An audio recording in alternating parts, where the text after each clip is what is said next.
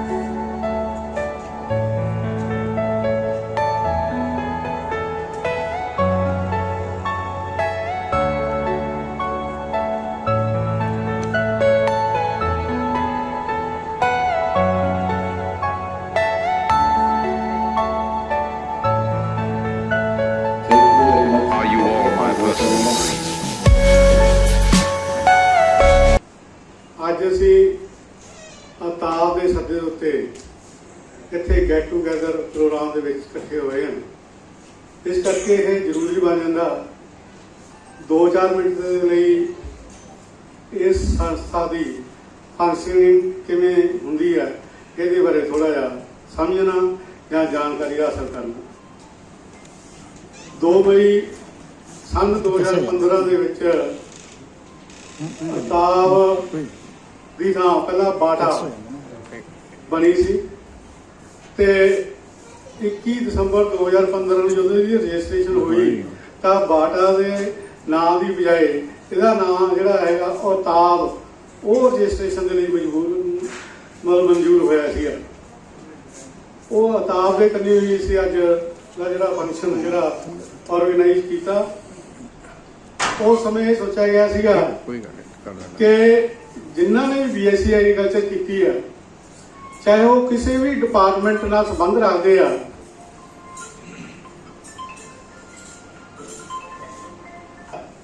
ਕਿ ਜਿਹੜੀ ਮੀਟਿੰਗ ਆ ਇਹ ਦਿਨ ਨੂੰ ਕੀਤੀ ਜਾਵੇ ਜਾਂ ਰਾਤ ਨੂੰ ਕੀਤੀ ਜਾਵੇ। ਦੂਜਾ ਇਹ ਆਇਆ ਕਿ ਇਹ ਮੀਟਿੰਗ ਦੇ ਵਿੱਚ ਇਹਨੂੰ ਐਜੂਕੇਸ਼ਨਲ ਬਣਾਇਆ ਜਾਵੇ ਜਾਂ ਲੋਕ ਭਲਾਈ ਦੇ ਕੰਮ ਕੀਤੇ ਜਾਣ ਜਾਂ ਇੰਜੋਇਮੈਂਟ ਦਾ ਦੌਰ ਚਲਾਇਆ ਜਾਵੇ। ਤੀਜਾ ਇਹ ਵੀ ਸੀਗਾ ਕਿ ਜਿਹੜਾ ਆਪਾਂ ਖਾਣਾ ਲੈਣਾ ਇਹ ਵੈਜ ਹੋਵੇ ਜਾਂ ਨੌਨ ਵੈਜ। ਇਹ ਕਾਫੀ ਚਿਰ ਗੱਲਾਂ ਬਾਤਾਂ ਵਿਚਾਰ ਚਰਚਾ ਸਾਰੇ ਦੀ ਸਾਂਝੀ ਹੁੰਦੀ ਰਹੀ ਤੇ ਉਹਦੇ ਚ ਫਿਰ ਅਖੀਰ ਦੇ ਚ ਜਿਹੜਾ ਅਸੀਂ ਹੱਲ ਕੱਢਿਆ ਉਹ ਇਹ ਨਿਕਲਿਆ ਸਰਬਸੰਮਤੀ ਦੇ ਨਾਲ ਕਿ ਮੀਟਿੰਗ ਜਿਹੜੀ ਆ ਉਹ ਦਿਨੇ ਸੂਟ ਨਹੀਂ ਕਰਦੀ। ਭਾਵੇਂ ਸਾਡੇ ਚ ਬਹੁਤ ਸਾਰੇ ਮੈਂਬਰ ਕੁਛ ਹੈਗੇ ਆ ਜਿਹੜੇ ਵੱਖ-ਵੱਖ ਪਿੰਡਾਂ ਤੋਂ ਜਾਂ ਸ਼ਹਿਰਾਂ ਤੋਂ ਆਉਂਦੇ ਆ, ਚਾਹੇ ਗਿੱਦੜਵੇ ਤੋਂ ਚਾਹੇ ਰਾਮਪੁਰੇ ਤੋਂ ਜਾਂ ਹੋਰ ਆਸੇ ਪਾਸਿਓਂ, ਉਹਨਾਂ ਵਾਸਤੇ ਰਾਤ ਨੂੰ ਮੀਟਿੰਗ ਅਟੈਂਡ ਕਰਨੀ ਔਖੀ ਹੈ। ਪਰ ਜਿਹੜੇ ਲੋਕਲ ਸੀਗੇ ਜਿਨ੍ਹਾਂ ਨੂੰ ਆਪਣੀ ਜ਼ਿੰਦਗੀ ਦੇ ਬਹੁਤ ਰੁਝੇਵੇਂ ਆ ਜਾਂ ਦਫ਼ਤਰ ਦੇ ਰੁਝੇਵੇਂ ਆ ਉਹਨਾਂ ਨੂੰ ਦਿਨ ਦਾ ਟਾਈਮ ਕੱਢਣਾ ਔਖਾ ਸੀ। ਇਸ ਕਰਕੇ ਇਹ ਫੈਸਲਾ ਕੀਤਾ ਗਿਆ ਕਿ ਜਿਹੜੀ ਮੀਟਿੰਗ ਆ ਇਹ ਰਾਤ ਦੀ ਹੀ ਹੋਣੀ ਚਾਹੀਦੀ ਹੈ। ਉਹ ਵੱਖਰੀ ਗੱਲ ਆ 2-4-5 ਮਹੀਨਿਆਂ ਬਾਅਦ ਇੱਕ ਫੈਮਿਲੀ ਗੈਟ ਟੂਗੇਦਰ ਮੀਟਿੰਗ ਕਰਾਇਆ ਕਰਾਂਗੇ, ਜਿਹੜੀ ਕਿ ਦਿਨੇ ਹੋਇਆ ਕਰਨੀ। ਦੂਜਾ ਫੈਸਲਾ ਇਹ ਕੀਤਾ ਗਿਆ ਕਿ ਮੀਟਿੰਗ ਦੇ ਦੌਰਾਨ, ਹਰ ਮੀਟਿੰਗ ਦੇ ਦੌਰਾਨ ਐਜੂਕੇਸ਼ਨਲ ਪੱਖ ਵੀ ਹੋਣਾ ਚਾਹੀਦਾ, ਜਿਹਦੇ 'ਚ ਵੱਖ-ਵੱਖ ਮਾਹਰਾਂ ਨੂੰ ਸੱਦ ਕੇ ਗਿਆਨ 'ਚ ਵਾਧਾ ਕੀਤਾ ਜਾਵੇ। ਜਿਵੇਂ ਕਿ ਅਸੀਂ ਡਾਕਟਰ ਰਾਜਕੁਮਾਰ ਜੀ ਨੂੰ ਸਪੈਸ਼ਲ ਸੱਦਾ ਦਿੱਤਾ ਮੈਂਟਲ ਹੈਲਥ ਬਾਰੇ। ਇਸ ਦੇ ਨਾਲ ਇਕੱਲਾ ਇੰਨਾ ਹੀ ਨਹੀਂ, ਸਾਰੇ ਡਿਪਾਰਟਮੈਂਟਾਂ 'ਚ ਆਪਦੀਆਂ ਪ੍ਰੋਬਲਮਸ ਹੁੰਦੀਆਂ ਹਨ, ਉੱਤੇ ਵੀ ਜਦੋਂ ਅਸੀਂ ਇਕੱਠੇ ਹੁੰਦੇ ਹਾਂ ਚੰਗੀ ਤਰ੍ਹਾਂ ਵਿਚਾਰ ਚਰਚਾ ਕਰਦੇ ਹਾਂ ਕਿ ਜਿਹੜੇ ਡਿਪਾਰਟਮੈਂਟ ਸਮੱਸਿਆਵਾਂ ਆ ਰਹੀਆਂ ਉਹਨਾਂ ਦਾ ਸਹੀ ਹੱਲ ਕੀ ਕੀਤਾ ਜਾਵੇ। ਕੁਦਰਤੀ ਤੌਰ ਤੇ ਸਾਡੇ 'ਚ doctor Madan Lal ji joint director ਜਿਹੜੇ ਰਿਟਾਇਰ ਹੋਏ ਨੇ ਫੀਡ ਐਂਡ ਫੋਡਰ ਡਿਪਾਰਟਮੈਂਟ ਦੇ ਵਿੱਚੋਂ, ਇਸ ਖਿੱਤੇ ਵਿੱਚ ਬੇਹੱਦ ਮਾਹਰ ਵਿਅਕਤੀ ਨੇ, ਜਿਹੜੇ ਕਿ ਸਾਰੇ ਡਿਪਾਰਟਮੈਂਟਾਂ ਨੂੰ ਇਹਨਾਂ ਜਿਹੜੀਆਂ ਡਿਪਾਰਟਮੈਂਟ ਪ੍ਰੋਬਲਮ ਹੈਗੀਆਂ, ਸਰਵਿਸ ਪ੍ਰੋਬਲਮ ਹੈਗੀਆਂ, ਉਹਨਾਂ ਦਾ ਹੱਲ ਕਿਵੇਂ ਵਧੀਆ ਕੀਤਾ ਜਾ ਸਕਦਾ ਕਿ ਉਹਦੇ ਬਾਰੇ ਇਹ ਗਾਈਡ ਕਰਦੇ ਰਹਿੰਦੇ ਨੇ। ਤੀਜਾ ਨਾਲ ਇਹ ਸੀਗਾ ਕਿ ਕੁਛ ਨਾ ਕੁਛ ਇੰਜੋਏਮੈਂਟ ਦਾ ਵੀ ਹੋਣਾ ਚਾਹੀਦਾ। ਤੇ ਤੀਜਾ ਸੀਗਾ ਕਿ ਜਿਹੜਾ ਲੰਚ ਜਾਂ ਡਿਨਰ ਆ, ਇਹ ਨਾ ਇਕੱਲਾ ਵੈਜ ਹੋਣਾ ਚਾਹੀਦਾ, ਨਾ ਨੌਨ ਵੈਜ ਹੋਣਾ ਚਾਹੀਦਾ, ਦੋਨੇ ਤਰ੍ਹਾਂ ਦੀ ਹੋਣਾ ਚਾਹੀਦਾ, ਕਿਉਂਕਿ ਹਰ ਇੱਕ ਦੀ ਇਹ ਆਜ਼ਾਦੀ ਆ, ਕੋਈ ਵੈਜ ਖਾਵੇ ਚਾਹੇ ਨੌਨ ਵੈਜ ਖਾਵੇ। ਇਸ ਤਰ੍ਹਾਂ ਦੀਆਂ ਅਸੀਂ ਇਹ ਪ੍ਰੋਬਲਮ ਨੂੰ ਹੱਲ ਕਰਨ ਦੀ ਕੋਸ਼ਿਸ਼ ਕੀਤੀ ਹੈ। ਹੁਣ 70-72 ਤੋਂ ਮੈਂਬਰਾਂ ਤੋਂ ਘੱਟ ਕੇ ਸਾਡੇ ਕੋਲ ਜਿਹੜੇ ਜਮਾਂ ਇੱਟਰ ਕੇ ਪੱਕੇ ਆ ਉਹ 20-21 ਮੈਂਬਰ ਹੈਗੇ ਆ, ਜਿਨ੍ਹਾਂ ਨੂੰ ਕੁਛ ਮਰਜ਼ੀ ਹੋਈ ਜਾਵੇ, ਇਹ 20-21 ਇਹਨਾਂ ਨੇ ਤਾਂ ਨਿਭਣਾ ਹੀ ਆ। ਇੰਨਾ ਸਾਨੂੰ ਇਹਨਾਂ ਤੇ ਆਸ ਜਿਹੜੀ ਉਹ ਵੱਜਦੀ ਹੈ। ਤੇ ਇਹਦੇ ਨਾਲ ਅਸੀਂ ਇੱਕ ਆਉਣ ਵਾਲੇ ਸਮੇਂ 'ਚ ਜਿਹੜੀ ਪਲੈਨਿੰਗ ਬਣਾ ਰਹੇ ਹਾਂ, ਇੱਕ ਦੂਸਰੇ ਦੁੱਖ ਸੁੱਖ ਸੁਣਨ ਦੀ ਗੱਲ ਜਿਹੜੀ ਹੈਗੀ ਆ। ਹੁਣ ਅੱਜ ਕੱਲ੍ਹ ਉਹ ਸਾਡੇ ਪ੍ਰਧਾਨ ਜੀ ਨੇ ਡਾਕਟਰ ਜਗਤਾਰ ਸਿੰਘ ਬਰਾੜ ਜੀ ਬੈਠੇ ਨੇ, ਇਹਨਾਂ ਦੀ ਬੇਟੀ ਜਿਹੜੀ ਹੈ MD ਦੇ ਉੱਤੇ ਕੀ DM ਆ, ਉਹ ਕਰ ਰਹੀ ਹੈ ਗਾਇਨੀ ਦੀ। ਹੁਣ ਇਹਦੀਆਂ ਪ੍ਰੋਬਲਮਾਂ ਆਮ ਕਰਕੇ ਕਿਸੇ ਨਾ ਕਿਸੇ ਨੂੰ ਆ ਜਾਂਦੀ ਹੈ, ਤੇ ਜੇ ਆਪਾਂ ਨੂੰ ਇਹ ਪਤਾ ਹੋਵੇ ਡਾਕਟਰ ਜਗਤਾਰ ਸਿੰਘ ਬਰਾੜ ਦੀ ਬੇਟੀ ਇਸ ਡਿਪਾਰਟਮੈਂਟ ਦੇ ਵਿੱਚ ਆ, ਤੇ ਜੇ ਆਪਾਂ ਨੂੰ ਲੋੜ ਪੈਂਦੀ ਆ ਤਾਂ ਬਾਕੀ ਡਾਕਟਰਾਂ ਕੋਲੋਂ, ਕਿਉਂਕਿ ਆਮ ਕਰਕੇ ਜਿਹੜਾ ਅੱਜ ਕੱਲ੍ਹ ਦਾ ਜਿਹੜਾ ਸਿਸਟਮ ਚੱਲਦਾ ਤੁਹਾਨੂੰ ਪਤਾ ਹੀ ਆ ਕਿ ਕਈ ਵਾਰੀ ਡਾਕਟਰ ਸਹੀ ਗਾਈਡ ਨਹੀਂ ਕਰਦੇ, ਪੈਸੇ ਦੇ ਲਾਲਚ 'ਚ ਬੜਾ ਕੁਝ ਕਰ ਦਿੰਦੇ ਆ। ਵੀ ਜੇ ਆਪਣੇ ਜਾਣ ਪਛਾਣ ਵਾਲਾ ਕੋਈ ਬੰਦਾ ਮਿਲ ਜੇ ਤਾਂ ਉਹ ਆਪਾਂ ਨੂੰ ਸਹੀ ਗਾਈਡ ਵੀ ਕਰ ਸਕਦਾ ਤੇ ਪੈਸੇ ਦੇ ਵੀ ਮਤਲਬ ਘੱਟ ਲੱਗਣਗੇ। ਇਸ ਕਰਕੇ ਅਸੀਂ ਜਾਂ ਕੋਈ ਹੋਰ ਕਿਸੇ ਡਿਪਾਰਟਮੈਂਟ 'ਚ ਕੰਮ ਕਰਦਾ, ਚਾਹੇ ਬੈਂਕ 'ਚ ਕਰਦਾ, ਤੁਹਾਨੂੰ ਲੋੜ ਪੈਗੀ ਬੈਂਕ 'ਚ ਕਿਸੇ ਚੀਜ਼ ਨੂੰ ਪੁੱਛਣ ਬਾਰੇ, ਤੇ ਜੇ ਤੁਹਾਨੂੰ ਪਤਾ ਲੱਗਿਆ ਵੀ ਡਾਕਟਰ ਘਨਦੂਰ ਸਿੰਘ ਦਾ ਲੜਕਾ ਜਿਹੜਾ ਉਹ ਫਲਾਣੀ ਬੈਂਕ ਦੇ ਵਿੱਚ ਕੰਮ ਕਰਦਾ, ਤੇ ਜੇ ਤੁਹਾਨੂੰ ਲੋੜ ਆ ਤਾਂ ਉਹਦੇ ਨਾਲ ਜੋ ਤੁਸੀਂ ਰਾਬਤਾ ਕਰੋਗੇ ਤਾਂ 2 ਮਿੰਟਾਂ 'ਚ ਤੁਹਾਡਾ ਮਸਲਾ ਹੱਲ ਹੋ ਜਾਣਾ। ਇਸ ਕਰਕੇ ਅਸੀਂ ਇਹ ਚਾਹੁੰਦੇ ਹਾਂ ਕਿ ਆਉਣ ਵਾਲੇ ਦਿਨਾਂ 'ਚ ਹਜੇ ਕੱਚਾ ਪਿੱਲਾ ਇਹ ਸੋਚ ਰਹੇ ਆ ਕਿ ਆਉਣ ਵਾਲੇ ਦਿਨਾਂ 'ਚ ਇੱਕ ਡਾਇਰੀ ਬਣਾਈ ਜਾਵੇ, ਡਾਇਰੀ ਜਿਹਦੇ 'ਚ ਜਿਹੜੇ ਇਹਦੇ ਮੈਂਬਰ ਆ ਉਹਨਾਂ ਦਾ ਤਾਂ ਹੈ ਹੀ ਹੈ, ਉਹਨਾਂ ਸਾਰੇ ਪਰਿਵਾਰਕ ਮੈਂਬਰਾਂ ਦਾ ਬਾਇਓਡਾਟਾ ਦਿੱਤਾ ਜਾਵੇ ਵੀ ਉਹਦਾ ਬੇਟੇ ਦਾ ਕੀ ਨਾਂ, ਕੀ ਕੰਮ ਕਰਦਾ, ਕਿੱਥੇ ਰਹਿੰਦਾ, ਕੀ ਉਹਦਾ ਫੋਨ ਨੰਬਰ ਹੈ, ਕਿਹੜੇ ਡਿਪਾਰਟਮੈਂਟ 'ਚ ਕੰਮ ਕਰਦਾ। ਇਸ ਤਰ੍ਹਾਂ ਇੱਕ ਜਿਹੜੇ ਮੈਂਬਰ ਨਹੀਂ ਵੀ ਬਣਨਾ ਚਾਹੁੰਦੇ ਪਰ ਉਹ ਐ ਸੋਚਦੇ ਆ ਵੀ ਯਾਰ ਇਹ ਉਪਰਾਲਾ ਵਧੀਆ, ਉਹਨਾਂ ਤੋਂ ਵੀ ਅਸੀਂ ਕੰਸੈਂਟ ਫਾਰਮ ਲਵਾਂਗੇ ਉਹਨਾਂ ਤੋਂ ਵੀ ਜੇ ਉਹ ਇਹਦੇ ਡਾਇਰੀ ਦੇ 'ਚ ਆਪਦਾ ਨਾਂ ਦੇਣਾ ਚਾਹੁੰਦੇ ਆ, ਆਪਦੇ ਪਰਿਵਾਰ ਦਾ ਸਾਰਾ ਬਾਇਓਡਾਟਾ ਦੇਣਾ ਚਾਹੁੰਦੇ ਆ, ਉਹ ਵੀ ਬਾਇਓਡਾਟਾ ਦਿੱਤਾ, ਮਤਲਬ ਉਹਨਾਂ ਤੋਂ ਲੈ ਕੇ ਕਿਤਾਬ ਵਿੱਚ ਦੇ ਦਿੱਤਾ ਜਾਵੇ, ਤਾਂ ਜੋ ਅੜੇ ਥੋੜੇ ਜਦੋਂ ਵੀ ਕਿਸੇ ਨੂੰ ਵੀ ਲੋੜ ਪਵੇ ਤਾਂ ਉਹ ਕੰਮ ਜਿਹੜਾ ਉਹ ਆ ਸਕੇ। ਇਸ ਤਰ੍ਹਾਂ ਦੀ ਸਾਡੀ ਗਾਂ ਦੀ ਪਲੈਨਿੰਗ ਆ। ਇਸ ਦੇ ਨਾਲ ਹੀ ਮੈਂ ਤੁਹਾਡਾ ਜ਼ਿਆਦਾ ਸਮਾਂ ਨਾ ਲੈਂਦਾ ਹੋਇਆ ਸਾਰੇ ਮੈਂਬਰ ਸਾਹਿਬਾਨ ਦਾ, ਸਾਰੇ ਪਰਿਵਾਰਕ ਮੈਂਬਰਾਂ ਦਾ ਤੇ ਬੱਚਿਆਂ ਦਾ ਬਹੁਤ ਬਹੁਤ ਜੀ ਆਇਆਂ, ਬਹੁਤ ਬਹੁਤ ਧੰਨਵਾਦ, ਸ਼ੁਕਰੀਆ। ਜਿਹੜਾ ਸਾਡਾ 7 ਸਾਲ ਦਾ ਇਤਿਹਾਸ ਉਹ ਵੀ ਦੱਸਦਾ, ਅੱਗੇ ਦੀ ਪਲੈਨਿੰਗ ਵੀ ਦੱਸਦੀ। ਜਿਹੜੀ ਡਾਕਟਰ ਸਾਹਿਬ ਨੇ ਮੈਂਟਲ ਹੈਲਥ ਦੀ ਗੱਲ ਕੀਤੀ ਆ, ਉਹਦਾ ਹੱਲ ਅੱਜ ਡਾਕਟਰ ਸਾਹਿਬ ਕਰਕੇ ਜਾਣਗੇ, ਸਾਡੇ ਕੋਲ ਬੈਠੇ ਆ। ਬਾਕੀ ਇੱਕ ਸਿੰਗਲਾ ਜੀ ਨੇ ਇੱਕ ਹੋਰ ਗੱਲ ਜਿਹੜੀ ਕੀਤੀ ਆ, ਮੈਨੂੰ ਉਹ ਅੱਗੇ ਵੀ ਅਸੀਂ ਕਰਦੇ ਨੇ ਵੀ 17-75 ਤੋਂ 24-25 ਰਹਿ ਗਏ, ਕਹਿੰਦਾ ਉਹ ਇੱਟ ਕੇ ਪੱਕੇ ਆ। ਉਹ ਮੈਨੂੰ ਲੱਗਦਾ ਵੀ ਉਹ ਘਰੋਂ ਸਾਰੇ ਦੂਸਰੀ ਬੰਦੇ ਆ ਜਿਹੜੇ 24-25 ਇੱਥੇ ਆਪਣੇ ਕੋਲੇ ਆਉਂਦੇ ਰਹਿੰਦੇ ਆ, ਤੇ ਉਹ ਨਹੀਂ ਛੱਡ ਸਕਦੇ ਆਪਾਂ ਨੂੰ, ਕਿਉਂਕਿ ਬਾਕੀ ਜਿਹੜੇ ਸਾਡੇ ਦੋਸਤ ਆ ਮੈਂ ਉਹਨਾਂ ਨੂੰ ਵੀ ਬੇਨਤੀ ਕਰਦਾ ਵੀ ਉਹ ਵੀ ਥੋੜੇ ਜਿਹੇ ਪੱਕੇ ਹੋ ਜਾਓ, ਜਾਂ ਇੱਧਰ ਬੀਬੀਆਂ ਬੈਠੀਆਂ ਵੀ ਇਹਨਾਂ ਨੂੰ ਕਹਿੰਦਾ ਵੀ ਥੋੜਾ ਜਿਹਾ ਉਹਨਾਂ ਨੂੰ ਚੱਲ ਤੂੜੀ ਚਾੜੀ ਕਦੋਂ ਵੀ ਸਾਡੇ ਕੋਲੇ ਆਉਣ ਲੱਗ ਜਾਣ। ਹਾਂਜੀ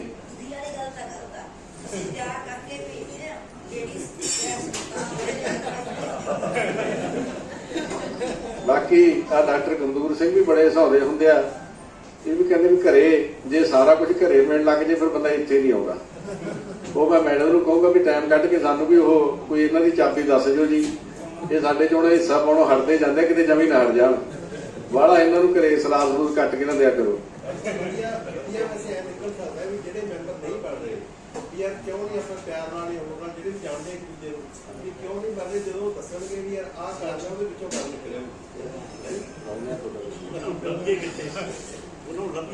ਸਾਡੇ ਜਿਵੇਂ ਸਿੰਗਲਾ ਜੀ ਕਹਿੰਦੇ ਵੀ ਸਾਡੇ ਕੋਲੇ ਵੱਖਰੇ ਵੱਖਰੇ ਤਰ੍ਹਾਂ ਦੇ ਕਲਾਕਾਰ, ਹਰੇਕ ਮੈਂਬਰ ਦੇ ਵਿੱਚ ਇੱਕ ਕਲਾਕਾਰ ਛੁਪਿਆ ਹੋਇਆ ਹੈ।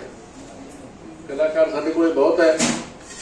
ਸਾਰਿਆਂ ਨੂੰ ਬੇਨਤੀ ਹੈ ਵੀ ਜਿਹੜਾ ਵੀ ਕਿਸੇ ਨੇ ਕੋਈ ਕਲਾਕਾਰੀ ਵਿਖਾਉਣੀ ਹੈ, ਕੋਈ ਮਾੜਾ ਮੋਟਾ ਟਾਈਮ, ਉਹ ਜ਼ਰੂਰ ਆਪਣਾ ਨਾਮ ਨੋਟ ਕਰਾ ਦੇਣ।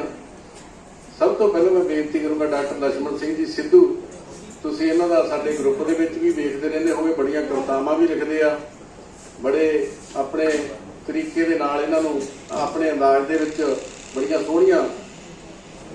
ਮੈਂ ਬੇਨਤੀ ਕਰੂੰਗਾ ਵੀ ਇਹ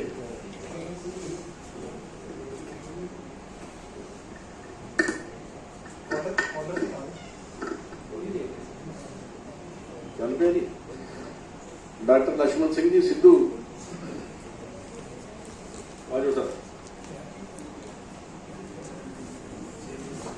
स्टेज पे विराजमान डॉक्टर साहब ते मेरे साथी टैक्नोक्रेट्स, खेतीबाड़ी टैक्नोक्रेट्स ते परिवारक मैंबर, वाहिगुरू जी का खालसा वाहिगुरू जी की फतेह। जो अज का प्रोग्राम बारे मैं दो चार गल्लां लिखियां भी किन्नी कोशिश की सी साडे कमेटी मैंबरां ने, जिहड़े एग्जैक्टिव दे हैगे भी आपां इहनूं कामयाब करना है। चलो जिन्ना भी हो सके उन्ना क आपां कोशिश की है। इहदे विच मैं लिखिया सीगा भी किवें किवें कोशिश की इन्हां ने, डॉक्टर साहब ने। कई बारी कोई वध घट लिखा जाता है, जां प्लीज़ माइंड ना करो। 2015 च बैठे बैठे कई विचार सुझ गए, क्योंकि टाप जी है वो 2015 च बनी सी। 2015 च बैठे बैठे कई विचार सुझ गए, खेती टैक्नोक्रेट्स संस्था बनाने रुझ गई। काफ़ी हिस्सा खर्च करके दिमाग का इन्होंने सोचा है, काफ़ी हिस्सा खर्च करके दिमाग का सोच सोच मुढ़ बनता एटवाव का। प्रधान सैकटरी खजानची ने दिमाग ला लिया, बागियां सने, बागियां मतलब जो रुस्से हुए नहीं आ रहे, बागियां सने मैंबरां नूं इत्थे बुला लिया। सोहणियां शक्लां विखातियां वीरां ने, सोहणियां सोहणियां शक्लां दिखातियां वीरां दी, सूह सियान करवाती टब्बर टीरां दी। जो साडे परिवारक मैंबर आए है, सूह सियान कराती टब्बर टीरां दी, लाती ड्यूटी प्रधान दी जिन्हों तुसीं बुलाओगे। सब तो पहला प्रधान जी नूं कहता, लाती ड्यूटी प्रधान दी जिन्हों तुसीं बुलाओगे, धर्मपाल गुरमेल गुरजंट नूं लिआओगे। शाम ढिल्लों टहल सिंह परमेश्वर नूं ना कहो पोला जी, शाम ढिल्लों टहल सिंह परमेश्वर नूं ना कहो पोला जी। डायरैक्टर परमजीत करमजीत ते गुरचरण दौला जी।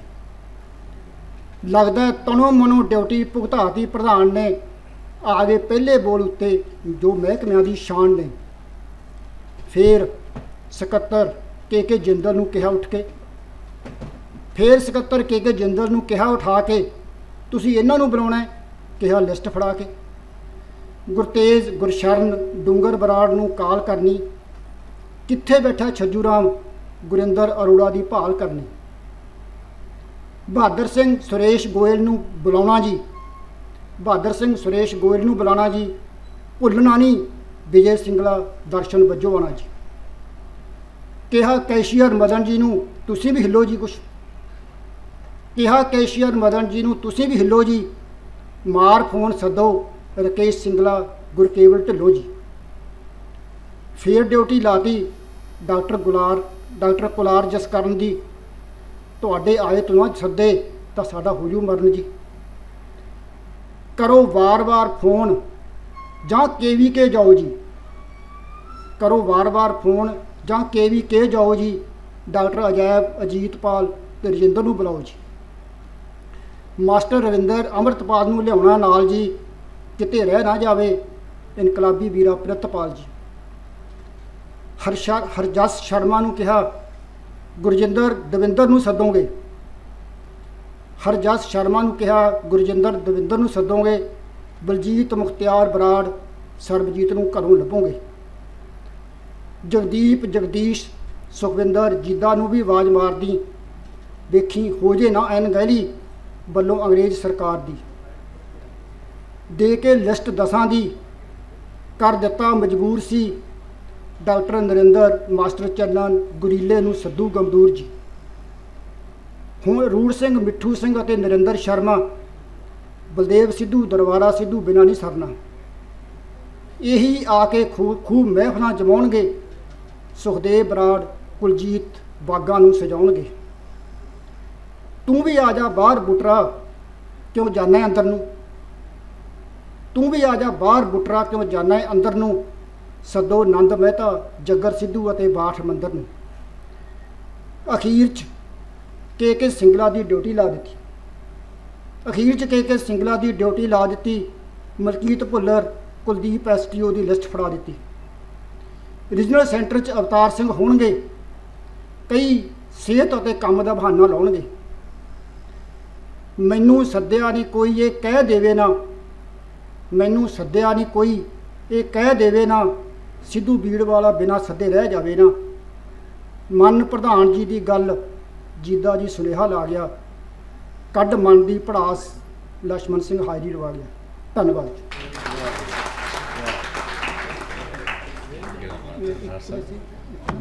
ਵੀਡੀਓ ਜ਼ਿਆਦਾ ਹੈ ਹਾਂ ਬਸ ਉਹ ਤੋਂ ਬਾਅਦ ਇੱਕ ਗਾਣਾ ਲਵਾ ਕੇ ਬਹੁਤ ਬਹੁਤ ਧੰਨਵਾਦ ਸਿੱਧੂ ਸਾਹਿਬ ਦਾ। ਉਹ 70 ਤਾਂ ਪਹਿਲਾਂ ਹੈਗੇ ਸੀ ਜੀ, 17 ਦੇ ਵਿੱਚੋਂ 45 ਦੀ ਘਰੇ ਸੇਵਾ ਵਾਲੀ ਹੋਣ ਲੱਗੀ, ਹੁਣ ਉਹ ਹਟ ਗਏ, 25 ਕੀ ਰਹਿ ਗਏ। ਮੈਂ ਹੁਣ ਬੇਨਤੀ ਕਰੂੰਗਾ, ਸਾਡੇ ਵਿੱਚ ਉੱਤਮ ਸਿੰਘ ਅਰੋੜਾ ਜੀ, ਉਹਨਾਂ ਨੇ NFL ਤੋਂ ਆਇਆ ਸਪੈਸ਼ਲ ਸਾਡੇ ਵਾਸਤੇ। ਪੁਰਾਣੇ ਸਮੇਂ ਦੇ ਵਿੱਚ ਅਸੀਂ ਜਦੋਂ ਛੋਟੇ ਹੁੰਦੇ ਸੀਗੇ ਗੀਤ ਸੁਣਦੇ ਹੁੰਦੇ ਸੀ ਜਾਂ ਕਿਤੇ ਕੋਈ ਬਰਾਤ ਜਾਂਦੀ ਹੁੰਦੀ ਸੀ, ਉਦੋਂ ਇੱਕ ਕੋਈ ਜੈਂਟਸ ਉਹ ਗਾਣਾ ਸੁਣਾਉਂਦਾ, ਉਹ ਕਦੇ ਚੁੰਨੀ ਸਿਰ ਤੇ ਲੈ ਲੈਂਦਾ ਲੇਡੀ ਬਣ ਜਾਂਦਾ, ਕਦੇ ਬਿਨਾਂ ਚੁੰਨੀ ਤੋਂ ਜੈਂਟਸ ਬਣ ਜਾਂਦਾ। ਉਹ ਮੈਨੂੰ ਲੱਗਦਾ ਵੀ ਕੋਈ ਉਹੋ ਜਿਹੇ ਇਹਨਾਂ ਨੇ ਕੋਈ ਕੀਤੀ ਹੈ ਤਿਆਰੀ। ਮੈਂ ਬੇਨਤੀ ਕਰੂੰਗਾ ਉੱਤਮ ਸਿੰਘ ਅਰੋੜਾ ਜੀ ਇੰਟਰੋਡਕਸ਼ਨ ਦੇਣਗੇ ਤੇ ਕਲਾਕਾਰ ਤੁਹਾਡੇ ਸਾਹਮਣੇ ਜਲਦੀ ਪੇਸ਼ ਹੋਣਗੇ। ਮੈਂ ਸਭ ਤੋਂ ਪਹਿਲਾਂ ਤਾਂ ਡਾਕਟਰ ਕੇਵਲ ਸਿੰਗਲਾ ਜੀ ਦਾ ਧੰਨਵਾਦੀ ਹਾਂ, ਜਿਨ੍ਹਾਂ ਨੇ ਤੁਹਾਨੂੰ ਸਾਰਿਆਂ ਨੂੰ ਮਿਲਣ ਦਾ ਮੌਕਾ ਦਿੱਤਾ ਤੇ ਇਸ ਐਗਰੀਕਲਚਰ ਟੈਕਨੋਕਰੇਟਸ ਵੈਲਫੇਅਰ ਐਸੋਸੀਏਸ਼ਨ ਦੇ ਵਿਹੜੇ ਦੇ ਵਿੱਚ ਆ ਕੇ ਸਾਨੂੰ ਆਪਣੀ ਪਰਫਾਰਮੈਂਸ ਕਹੂੰਗਾ ਦੇਣ ਦਾ ਮੌਕਾ ਦਿੱਤਾ। ਅਸੀਂ ਕੋਈ ਪ੍ਰੋਫੈਸ਼ਨਲ ਨਹੀਂ ਹੈ। ਮੈਨੂੰ ਬਹੁਤ ਦੁੱਖ ਹੋਇਆ ਵੀ ਤੁਸੀਂ 70 ਬੰਦੇ ਰਹੇ ਹੋ ਤੇ ਅੱਜ 20 ਹੋ। ਮੇਰੇ ਸਾਥੀ ਸਾਹਮਣੇ ਖੜੇ ਨੇ, ਇਹ ਵੀ ਸਾਡੀ ਉਸ NFL ਐਕਸ ਇੰਪਲਾਈਜ਼ ਸਾਡੀ ਐਸੋਸੀਏਸ਼ਨ ਹੈ। ਅੱਜ ਤੋਂ 4-5 ਸਾਲ ਪਹਿਲਾਂ ਅਸੀਂ ਸਿਰਫ 130 ਬੰਦੇ ਸੀ ਤੇ ਅੱਜ ਅਸੀਂ 1000 ਪਲੱਸ ਹੈ। ਵੈਸੇ ਮੈਂ ਥੋੜੀ ਜੀ ਨੁਕਤਾਚੀਨੀ ਵੀ ਕਰ ਦਿੰਦਾ ਨਾ ਵੀ ਕਿਤੇ ਨਾ ਕਿਤੇ ਜਿਹੜੇ ਬੰਦੇ ਵੀ ਆਗੂ ਹੈਗੇ ਆ ਉਹਨਾਂ ਨੂੰ ਸੋਚਣਾ ਚਾਹੀਦਾ ਤੇ ਜਿਹੜੇ ਮੈਂਬਰਸ ਹੈ ਉਹਨਾਂ ਨੂੰ ਕੋਆਪਰੇਟ ਕਰਨਾ ਚਾਹੀਦਾ। ਇਹ ਦੁੱਖ ਸੁੱਖ ਦਾ ਸਾਥ ਹੈ, ਇਹ ਕੋਈ ਆਏ ਨਹੀਂ ਹੈਗਾ ਵੀ ਅਸੀਂ ਕਿਸੇ ਤੋਂ ਕੁਝ ਲੈਣਾ ਹੈ। ਅਸੀਂ ਦੇਣ ਵਾਸਤੇ ਹੀ ਕੰਮ ਕਰਦੇ ਹਾਂ। ਜਿਹੜੀ ਵੈਸੇ ਐਸੋਸੀਏਸ਼ਨ ਹੁੰਦੀ ਹੈ ਨਾ ਨਾਰਮਲੀ ਦੇਣ ਵਾਸਤੇ ਕੰਮ ਕਰਦੀ ਆ। ਮੈਂ ਥੋੜ੍ਹੀਆਂ ਜਿਹੀਆਂ ਗੱਲਾਂ ਇੱਕ ਦੋ ਹੋਰ ਕਰੂੰਗਾ। ਮੈਨੂੰ ਮੌਕਾ ਮਿਲਿਆ NFL ਦੇ ਵਿੱਚ ਕੰਮ ਕਰਦਿਆਂ, ਜਦੋਂ ਸਾਡੇ ਕੋਈ ਐਕਸੀਡੈਂਟ ਹੁੰਦਾ ਸੀ ਤਾਂ ਬਲੱਡ ਡੋਨੇਸ਼ਨ ਦੀ ਪ੍ਰੋਬਲਮ ਆਉਂਦੀ ਸੀ।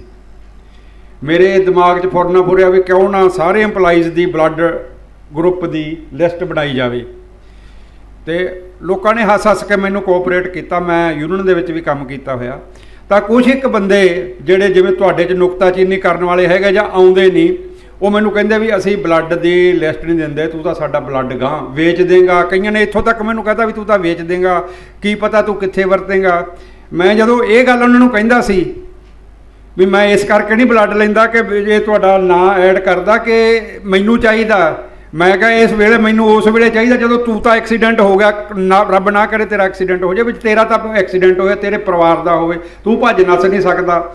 ਡਿਲੀਵਰੀ ਕੇਸਿਸ ਦੇ ਵਿੱਚ ਅਸੀਂ ਬਹੁਤ ਲੋਕਾਂ ਦੀ ਮਦਦ ਕੀਤੀ ਆ। ਉਸ ਵੇਲੇ ਮੈਨੂੰ ਪਤਾ ਹੋਣਾ ਚਾਹੀਦਾ ਤੇਰੀ ਵਾਈਫ ਦਾ ਬਲੱਡ ਗਰੁੱਪ ਕੀ ਹੈ ਤੇ ਤੇਰਾ ਕੀ ਹੈ, ਤੇ ਅਸੀਂ ਉਸੇ ਬੰਦੇ ਨੂੰ 10-20 ਬੰਦੇ ਉਹੋ ਹੀ ਭੇਜ ਗਏ। ਤੇ ਸਾਡਾ ਰਿਕਾਰਡ ਹੈ ਵੈਸੇ CMC DFC ਉੱਥੇ ਦਿੱਲੀ ਤੱਕ ਅਸੀਂ ਬੰਦੇ ਭੇਜਦੇ ਰਹੇ ਹਾਂ, ਇੰਨੀ ਕੋਆਪਰੇਸ਼ਨ ਸਾਡੇ ਵਿੱਚ ਰਹੀ ਆ। ਤੇ ਮੈਂ ਬੇਨਤੀ ਕਰਾਂਗਾ ਤੁਹਾਨੂੰ ਸਾਰਿਆਂ ਨੂੰ, ਜਾਂ ਬੀਬੀਆਂ ਜਵਾਨ ਵੀ ਬੈਠੇ ਆ, ਬਲੱਡ ਡੋਨੇਟ ਵੀ ਕਰਨ ਦੀ ਆਦਤ ਪਾਓ ਜਿੰਨਿਆਂ ਕੁ 'ਚ ਹੈਗੀ ਆ। ਜੇ ਤੁਹਾਡੇ 'ਚੋਂ ਕਿਸੇ ਨੇ 10-20 ਵਾਰ ਕੀਤਾ ਤਾਂ ਬਹੁਤ ਵਧੀਆ ਗੱਲ ਹੈ, ਤੇ ਜੇ ਨਹੀਂ ਕੀਤਾ ਤਾਂ 58 ਤੱਕ 60 ਤੱਕ ਤਾਂ ਕਰ ਹੀ ਸਕਦੇ ਆ। ਮੈਂ ਪਿੱਛੇ ਜੇ ਕਿਸੇ ਨੂੰ ਐਮਰਜੈਂਸੀ ਵਿੱਚ 64 ਸਾਲ ਦੀ ਉਮਰ ਵਿੱਚ ਵੀ ਬਲੱਡ ਡੋਨੇਟ ਕੀਤਾ, ਝੂਠ ਮਾਰ ਕੇ। ਨਾਰਮਲੀ ਝੂਠ ਬੋਲਣ ਦੀ ਆਦਤ ਨਹੀਂ ਆ, ਪਰ ਮੈਂ ਝੂਠ ਬੋਲਿਆ ਕਿ ਮੈਂ ਤਾਂ 58 ਸਾਲ ਦਾ ਹੀ। ਤੇ ਮੈਂ ਬੇਨਤੀ ਕਰੂੰਗਾ ਤੁਹਾਨੂੰ ਵੀ, ਵੈਸੇ ਤਾਂ ਅੱਜ ਜਿਹੜਾ ਪ੍ਰੋਗਰਾਮ ਆ ਹੋਰ ਆ, ਪਰ ਮੈਂ ਇੱਕ ਮੋਟੀਵੇਸ਼ਨ ਇਹ ਵੀ ਦੇਣੀ ਚਾਹੁੰਦਾ। ਆਈਜ਼ ਡੋਨੇਸ਼ਨ ਦਾ ਵੀ ਡਾਕਟਰ ਸਾਡੇ ਸਿੰਗਲਾ ਜੀ ਫਾਰਮ ਵਗੈਰਾ ਭਰਵਾਉਂਦੇ ਆ। ਆਫਟਰ ਡੈਥ ਅਸੀਂ ਇਹਨਾਂ ਨੂੰ ਅੱਗ ਹੀ ਲਾ ਦੇਣੀ ਆ, ਪਰ ਜੇ ਕਿਸੇ ਜ਼ਰੂਰਤਮੰਦ ਦੇ ਕੰਮ ਆ ਜਾਣ ਤਾਂ ਬਹੁਤ ਵਧੀਆ ਗੱਲ ਹੈ। ਤੇ ਇਸੇ ਤਰ੍ਹਾਂ ਹੀ ਜਿਹੜੀ ਬੰਦਿਆਂ ਦੇ ਵਿੱਚ ਮੈਂ ਵਿਚਰਦਾ, ਉਹ ਬਾਡੀ ਡੋਨੇਸ਼ਨ 'ਤੇ ਵੀ ਕੰਮ ਕਰਦੇ ਆ। ਤੇ ਸਾਡੀ ਸੰਸਥਾ ਨੇ ਕਈ ਬਾਡੀਜ਼ ਡੋਨੇਟ ਕਰਵਾਈਆਂ। ਉਹ ਡਾਕਟਰ ਕੇਵਲ ਸਿੰਗਲਾ ਜੀ ਗੁਣਾ ਦੀ ਗੁਥਲੀ ਤੁਹਾਡੇ ਕੋਲੇ ਹੈਗੇ ਆ, ਇਹਨਾਂ ਨਾਲ ਤੁਸੀਂ ਕੰਟੈਕਟ ਕਰ ਸਕਦੇ ਹੋ। ਹੁਣ ਮੈਂ ਆਉਣਾ ਅੱਜ ਦੇ ਪ੍ਰੋਗਰਾਮ 'ਤੇ, ਜਿਹੜਾ ਸਾਡਾ ਇਹ ਤੁਹਾਡੇ ਅੱਗੇ ਆਈਟਮ ਪੇਸ਼ ਕਰਨੀ ਹੈ। ਇਹ ਇਸ ਤੋਂ ਪਹਿਲਾਂ 3-4 ਵਾਰੀ ਹੋ ਚੁੱਕਿਆ, ਤੇ ਜਿਹੜਾ ਪਿਛਲਾ ਪ੍ਰੋਗਰਾਮ ਸੀ, ਇੱਕ ਇੱਥੇ ਆੜੀ ਸੰਸਥਾ ਕੰਮ ਕਰਦੀ ਹੈ, ਤੇ ਉਹਨਾਂ ਦਾ ਛਾਬੜਾ ਪੈਲੇਸ ਦੇ ਵਿੱਚ ਪ੍ਰੋਗਰਾਮ ਸੀ। ਹੋ ਸਕਦਾ ਤੁਹਾਡੇ ਵਿੱਚੋਂ ਕਿਸੇ ਨੇ ਅਟੈਂਡ ਕੀਤਾ ਹੋਵੇ। ਉੱਥੇ ਇਹ ਆਈਟਮ ਕੇਵਲ ਸਿੰਗਲਾ ਜੀ ਨੇ ਵੇਖੀ। ਉਸ ਤੋਂ ਪਹਿਲਾਂ SSD ਗਰਲਜ਼ ਕਾਲਜ ਵਿੱਚ ਵੀ ਸੀਗੇ, ਇਹ ਸ਼ਾਇਦ ਪਹਿਲਾਂ ਆ ਗਏ ਸੀ, ਨਹੀਂ ਵੇਖੀ। ਇਹ ਜਿੰਨੇ ਵਾਰੀ ਵੀ ਇਹ ਆਈਟਮ ਕੀਤੀ ਗਈ ਆ, ਸਾਡਾ ਇੱਕ 50-55 ਸਾਲ ਪੁਰਾਣਾ ਗਾਣਾ ਹੈ, ਉਹਦੇ 'ਤੇ ਹੈ। ਦੋਨੇ ਲੇਡੀਜ਼ ਕਲਾਕਾਰ ਨੇ, ਇੱਕ ਜੱਟ ਬਣੀ ਹੋਈ ਆ ਤੇ ਇੱਕ ਕੁੜੀ ਦੇ ਰੂਪ 'ਚ ਹੈਗੀ ਆ। ਤੇ ਉਹ ਗਾਣੇ ਦਾ ਤੁਸੀਂ ਆਪ ਸਾਰੇ ਆਨੰਦ ਮਾਣੋਗੇ। ਤੇ ਮੈਂ ਕਹਿੰਦਾ ਤੁਹਾਡੇ ਸਾਰਿਆਂ ਦੇ ਵਿੱਚ ਪ੍ਰਭਤਾ ਹੈਗੀ ਆ, ਤੁਹਾਡੇ ਸਾਰਿਆਂ ਦੇ ਵਿੱਚ ਅੰਦਰਲਾ ਕਲਾਕਾਰ ਹੈਗਾ। ਇੱਧਰ ਮੈਂ ਬੀਬੀਆਂ ਨੂੰ ਕਹੂੰਗਾ ਵੀ ਤੁਸੀਂ ਜ਼ਰੂਰ ਜ਼ਿਆਦਾ ਐਕਟਿਵ ਹੋਵੋ, ਤੇ ਤੁਸੀਂ, ਇਹ ਸਾਰਾ ਇੱਕ ਪਰਿਵਾਰ ਹੈ, ਕੋਈ ਇਹਦੇ 'ਚ ਵੱਡਾ ਨਹੀਂ, ਕੋਈ ਛੋਟਾ ਨਹੀਂ, ਕੋਈ ਇਹਦੇ 'ਚ ਮੇਲ ਨਹੀਂ ਫੀਮੇਲ ਨਹੀਂ। ਤੁਸੀਂ ਸਾਰਾ ਜੇ ਆਪਣੇ ਆਪ ਦਾ ਅੰਦਰ ਨੇ ਕਲਾਕਾਰ ਨੂੰ ਹਰ ਇੱਕ ਦੇ ਵਿੱਚ ਹੈਗਾ ਕੱਢੋਗੇ ਤਾਂ ਵਧੀਆ ਇੰਜੋਏ ਕਰਿਆ ਕਰੋਗੇ। ਸਾਡੇ ਤੇ ਸਾਡਾ ਫੈਮਿਲੀ ਦੇ ਵੱਲੋਂ ਪ੍ਰੈਸ਼ਰ ਹੁੰਦਾ। ਅਸੀਂ ਇੱਕ ਪ੍ਰੋਗਰਾਮ ਪਿਛਲੇ 30 ਸਾਲ ਤੋਂ ਕਰੀਬ ਆਏ ਸਾਲ ਕਰਦੇ ਹਾਂ। ਉਹ 'ਤੇ ਸਾਡਾ ਖਾਣ ਪੀਣ ਦਾ ਪ੍ਰੋਗਰਾਮ ਹੀ ਹੁੰਦਾ, ਨੱਚਣ ਗਾਉਣ ਦਾ ਵੀ ਹੁੰਦਾ, ਤੇ ਇੱਕ ਸੁੱਖ ਦੁੱਖ ਜਿਹੜਾ ਤੁਹਾਡਾ ਸੰਸਥਾ ਹੈਗੀ ਆ ਦੁੱਖ ਸੁੱਖ ਦੇ ਸਾਂਝੀ ਪ੍ਰੋਗਰਾਮ, ਇਹ ਵੀ ਸਾਡਾ ਹੋ ਜਾਂਦਾ। ਤੇ ਹੁਣ ਮੈਂ ਮੈਡਮ ਨੂੰ ਕਹੂੰਗਾ, ਤੇ ਅੱਜ ਦੇ ਸਾਡੇ ਜਿਹੜੇ ਕਲਾਕਾਰ ਨੇ ਉਹਨਾਂ ਨੂੰ ਬੇਨਤੀ ਕਰੂੰਗਾ ਵੀ ਆ ਜਾਓ, ਤੇ ਤੁਸੀਂ ਤਿਆਰ ਰਹੋ ਜੀ। ਜਦੋਂ ਐਂਟਰੀ ਕਰਨਗੇ ਉਦੋਂ ਹਾਂਜੀ ਲਾ ਦਿਓ ਗਾਣਾ। ਹੋਇਆ ਕੀ ਜੇ ਕੁੜੀਏ ਤੂੰ ਦਿਲ ਸ਼ੈਦੀ, ਮੈਂ ਜੱਟਲ ਤੇ ਆਣੇ ਦਾ, ਜੱਟਲ ਤੇ ਆਣੇ ਦਾ। ਬੜੀ ਕੁੜੀ ਆਵੇ ਤੈਨਾਂ ਦਿੱਲੀ ਸ਼ਹਿਦੀ, ਤੇ ਤੂੰ ਜੱਟਲ ਤੇ ਹੋਇਆ ਕੀ ਜੇ ਕੁੜੀਏ ਤੂੰ ਦਿਲ ਸ਼ੈਦੀ, ਮੈਂ ਜੱਟਲ ਤੇ ਆਣੇ ਦਾ। ਬੜੀ ਕੁੜੀ ਆਵੇ ਤੈਨਾਂ ਦਿੱਲੀ ਸ਼ਹਿਦੀ, ਤੇ ਤੂੰ ਜੱਟਲ ਤੇ ਆਣੇ ਦਾ। ਮੰਨਿਆ ਤੇ ਗੋਰੀਏ ਤੂੰ ਬੜੀ ਸ਼ਕੀਨੀ, ਕਰਕੇ ਤਾਂਗੇ ਤਕੇਰਾ ਜੱਟਲ ਤੇ ਯਕੀਨੀ। ਸ਼ੌਕ ਪੂਰੇ ਕਰੂ ਚਾਹੇ ਮੇਰੀ ਹਾਲਨੇ, ਸ਼ੌਕ ਪੂਰੇ ਕਰੂ ਚਾਹੇ ਬਿਗੜ ਜਾਏ ਜ਼ਮੀਨ। ਮੇਰੇ ਤੇ ਜਵਾਨੀ ਸੀ तो किन्नी कहती, मैं जटल ते आंदा। ਬੜੀ ਕੁੜੀ ਆਵੇ ਤੈਨਾਂ ਦਿੱਲੀ ਸ਼ਹਿਦੀ, ਤੇ ਤੂੰ ਜੱਟਲ ਤੇ ਆਣੇ ਦਾ। होया की जे कुड़ी असां दिल शहदी, मैं जटल ते आंदा। ਤੇਰਾ ਮੇਰਾ ਜੋੜ ਕੀਏ ਵੇ ਤੂੰ ਪਰੇ ਹੱਟ ਵੇ, ਮੈਂ ਕੁੜੀ ਸ਼ਹਿਰ ਦੀ ਤੇ ਤੂੰ ਐ ਪਿੰਡੂ ਜੱਟ ਵੇ। ਤੇਰੇ ਨਾਲ ਹੋਣੇ ਲਈਆਂ ਮੇਰੀਆਂ ਹਾਣੀਆਂ, ਤੇਰੇ ਨਾਲ ਹੋਣੇ ਨਹੀਂ ਦਿਨ ਮੈਥੋਂ ਕੱਟ ਵੇ। ਮੇਰੇ ਕਿੰਨੇ ਤੇ ਨੱਚਣਾ ਮੱਖੀ ਖੈਰ ਦੀ, ਤੇ ਤੂੰ ਜੱਟ ਲੱਦੇ ਆਣੇ ਦਾ। कुड़ी है तू दिल्ली शहर दी मैं जट लुधियाने दा ਉਹ ਮੈਂ ਵੀ ਕੁੜੀਆਂ ਵਿੱਚ ਨਦੀ ਸ਼ਹਿਰ ਦੀ ਤੇ ਤੂੰ ਜੱਟ ਲੁਧਿਆਣੇ ਦਾ लागे सानू गोरिए नी आम दी नवाणी नी अपनी बाणा पेर तू तैनू पटराणी नी जट दियां गल्लां दा नी मेरिए हालने जट दियां गल्लां दा ना झूठ रता जानी नी सैर मैं कराया करूं तैनू नहर दी मैनू जट लुधियाने दा ਉਹ ਮੈਂ ਵੀ ਕੁੜੀਆਂ ਵਿੱਚ ਨਦੀ ਸ਼ਹਿਰ ਦੀ ਤੇ ਤੂੰ ਜੱਟ ਲੁਧਿਆਣੇ ਦਾ होया पीजे कुड़ी है तू दिल्ली शहर दी मैं जट लुधियाने दा ਉਹ ਜੀਵਨ ਵਿੱਚ ਮੈਥੋਂ ਹੋਇਆ ਨਾ ਪਛਾਣ ਵੇ ਤੂੰ ਤਾਂ ਮੇਰੇ ਮਾਇਆ ਪੂਰਾ ਲੱਗੇ ਕਪਤਾਨ ਵੇ ਹਸਨਪੁਰੀ ਦੇ ਗੁੱਤਾਂ ਕਰਨਾ ਵਾਲਿਆ ਹਸਨਪੁਰੀ ਦੇ ਜੁੱਤੋਂ ਮਾਰ ਕੇ ਜਾਣ ਵੇ ਚੁੱਕਲ ਸੰਗੀਨ ਵੇ ਤੂੰ ਕਰੀ ਰਹਿੰਦੀ ਕਿ ਤੂੰ ਜੱਟ ਲੁਧਿਆਣੇ ਦਾ पैरियां ते गोरी मत लाऊं पैर दी मैं जट लुधियाने दा ਨਾਲ ਚੱਲੂ ਕੁੜੀ ਚੱਲਦੀ ਸ਼ਹਿਰ ਦੀ ਤੇ ਤੂੰ ਜੱਟ ਲੁਧਿਆਣੇ ਦਾ ਉਹ ਨਾਲ ਚੱਲੂ ਕੁੜੀ ਚੱਲਦੀ ਸ਼ਹਿਰ ਦੀ ਤੇ ਤੂੰ ਜੱਟ ਲੁਧਿਆਣੇ ਦਾ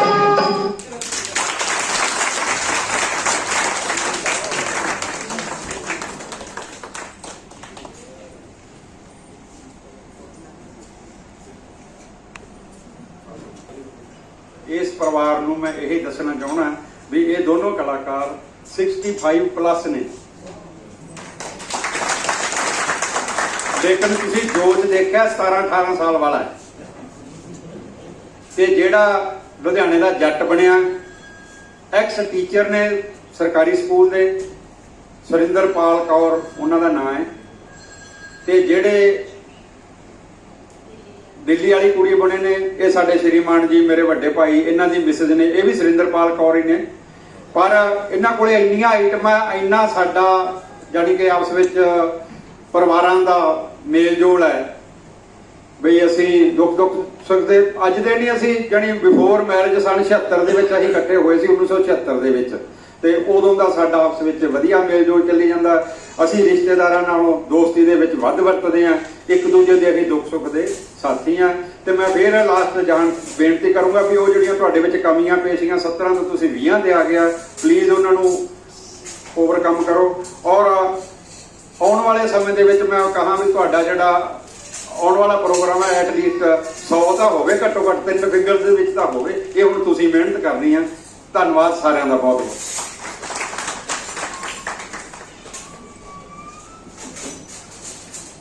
ਬਹੁਤ ਬਹੁਤ ਧੰਨਵਾਦ ਅਰੋੜਾ ਜੀ ਤੇ ਕਲਾਕਾਰਾਂ ਦਾ ਜਿਨ੍ਹਾਂ ਨੇ ਬੜਾ ਹੀ ਸੋਹਣਾ ਤੇ ਬੜਾ ਹੀ ਪੁਰਾਣਾ, ਬਹੁਤ ਛੋਟੇ ਹੁੰਦੇ ਕਦੇ ਇਹ ਆਪਾਂ ਵੇਖਦੇ ਹੁੰਦੇ ਸੀਗੇ, ਉਹ ਪੁਰਾਣੀਆਂ ਯਾਦਾਂ ਇਹਨਾਂ ਨੇ ਚੇਤੇ ਕਰਾਤੀਆਂ। ਬਾਕੀ ਖਰਬੂਜੇ ਨੂੰ ਵੇਖ ਕੇ ਖਰਬੂਜਾ ਰੰਗ ਫੜਦਾ, ਹੋ ਸਕਦਾ ਹੁਣ ਤੁਹਾਡੇ 'ਚ ਵੀ ਕੋਈ ਕਲਾਕਾਰ ਜਾਗ ਪਿਆ ਤਾਂ ਖੜੇ ਹੋ ਜਾਓ।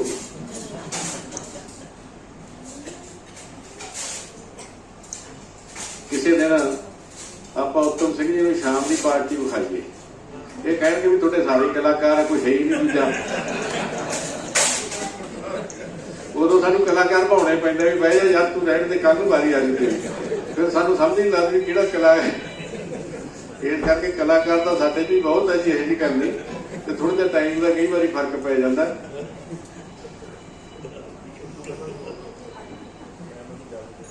ਹਾਂਜੀ ਸਿੱਧੂ ਸਾਹਿਬ ਨੂੰ ਟਾਈਮ ਦੇਵਾਂਗੇ। ਕਹਿੰਦਾ ਹੁਣ ਸਾਡੀ ਉਮਰ ਇਹੋ ਜਿਹੀ ਹੋ ਜਾਂਦੀ ਆ ਤਾਂ ਹਿੰਦੀ 'ਚ ਹਿੰਦੀ ਮੈਨੂੰ ਵੀ ਘੱਟ ਆਉਂਦੀ ਆ। ਪਹਿਲਾਂ ਉਹ ਜਿਵੇਂ ਭਗਵੰਤ ਮਾਨ ਕਹਿੰਦਾ ਵੀ ਉਹਦੀ ਇੰਗਲਿਸ਼ ਨਾਲ ਟਾਈਮ ਪੈਂਦੀ ਸੀ, ਮੇਰੀ ਹਿੰਦੀ ਨਾਲ ਪੈਂਦੀ ਸੀ। ਅਸੀਂ ਵੀ ਕਹਿੰਦੇ ਵੀ ਹਿੰਦੀ ਵਾਲੀ ਭੈਣ ਦੀ ਨਾ ਹੀ ਆਵੇ ਤਾਂ ਚੰਗਾ। उम्र के ऐसे पड़ाव से गुजर रहा हूँ, अजीब कश्मकश में फंस गया हूँ। पड़ोसन कहती है आप चश्मे में अच्छे नहीं लगते, चश्मे के बिना पड़ोसन दिखाई नहीं देते।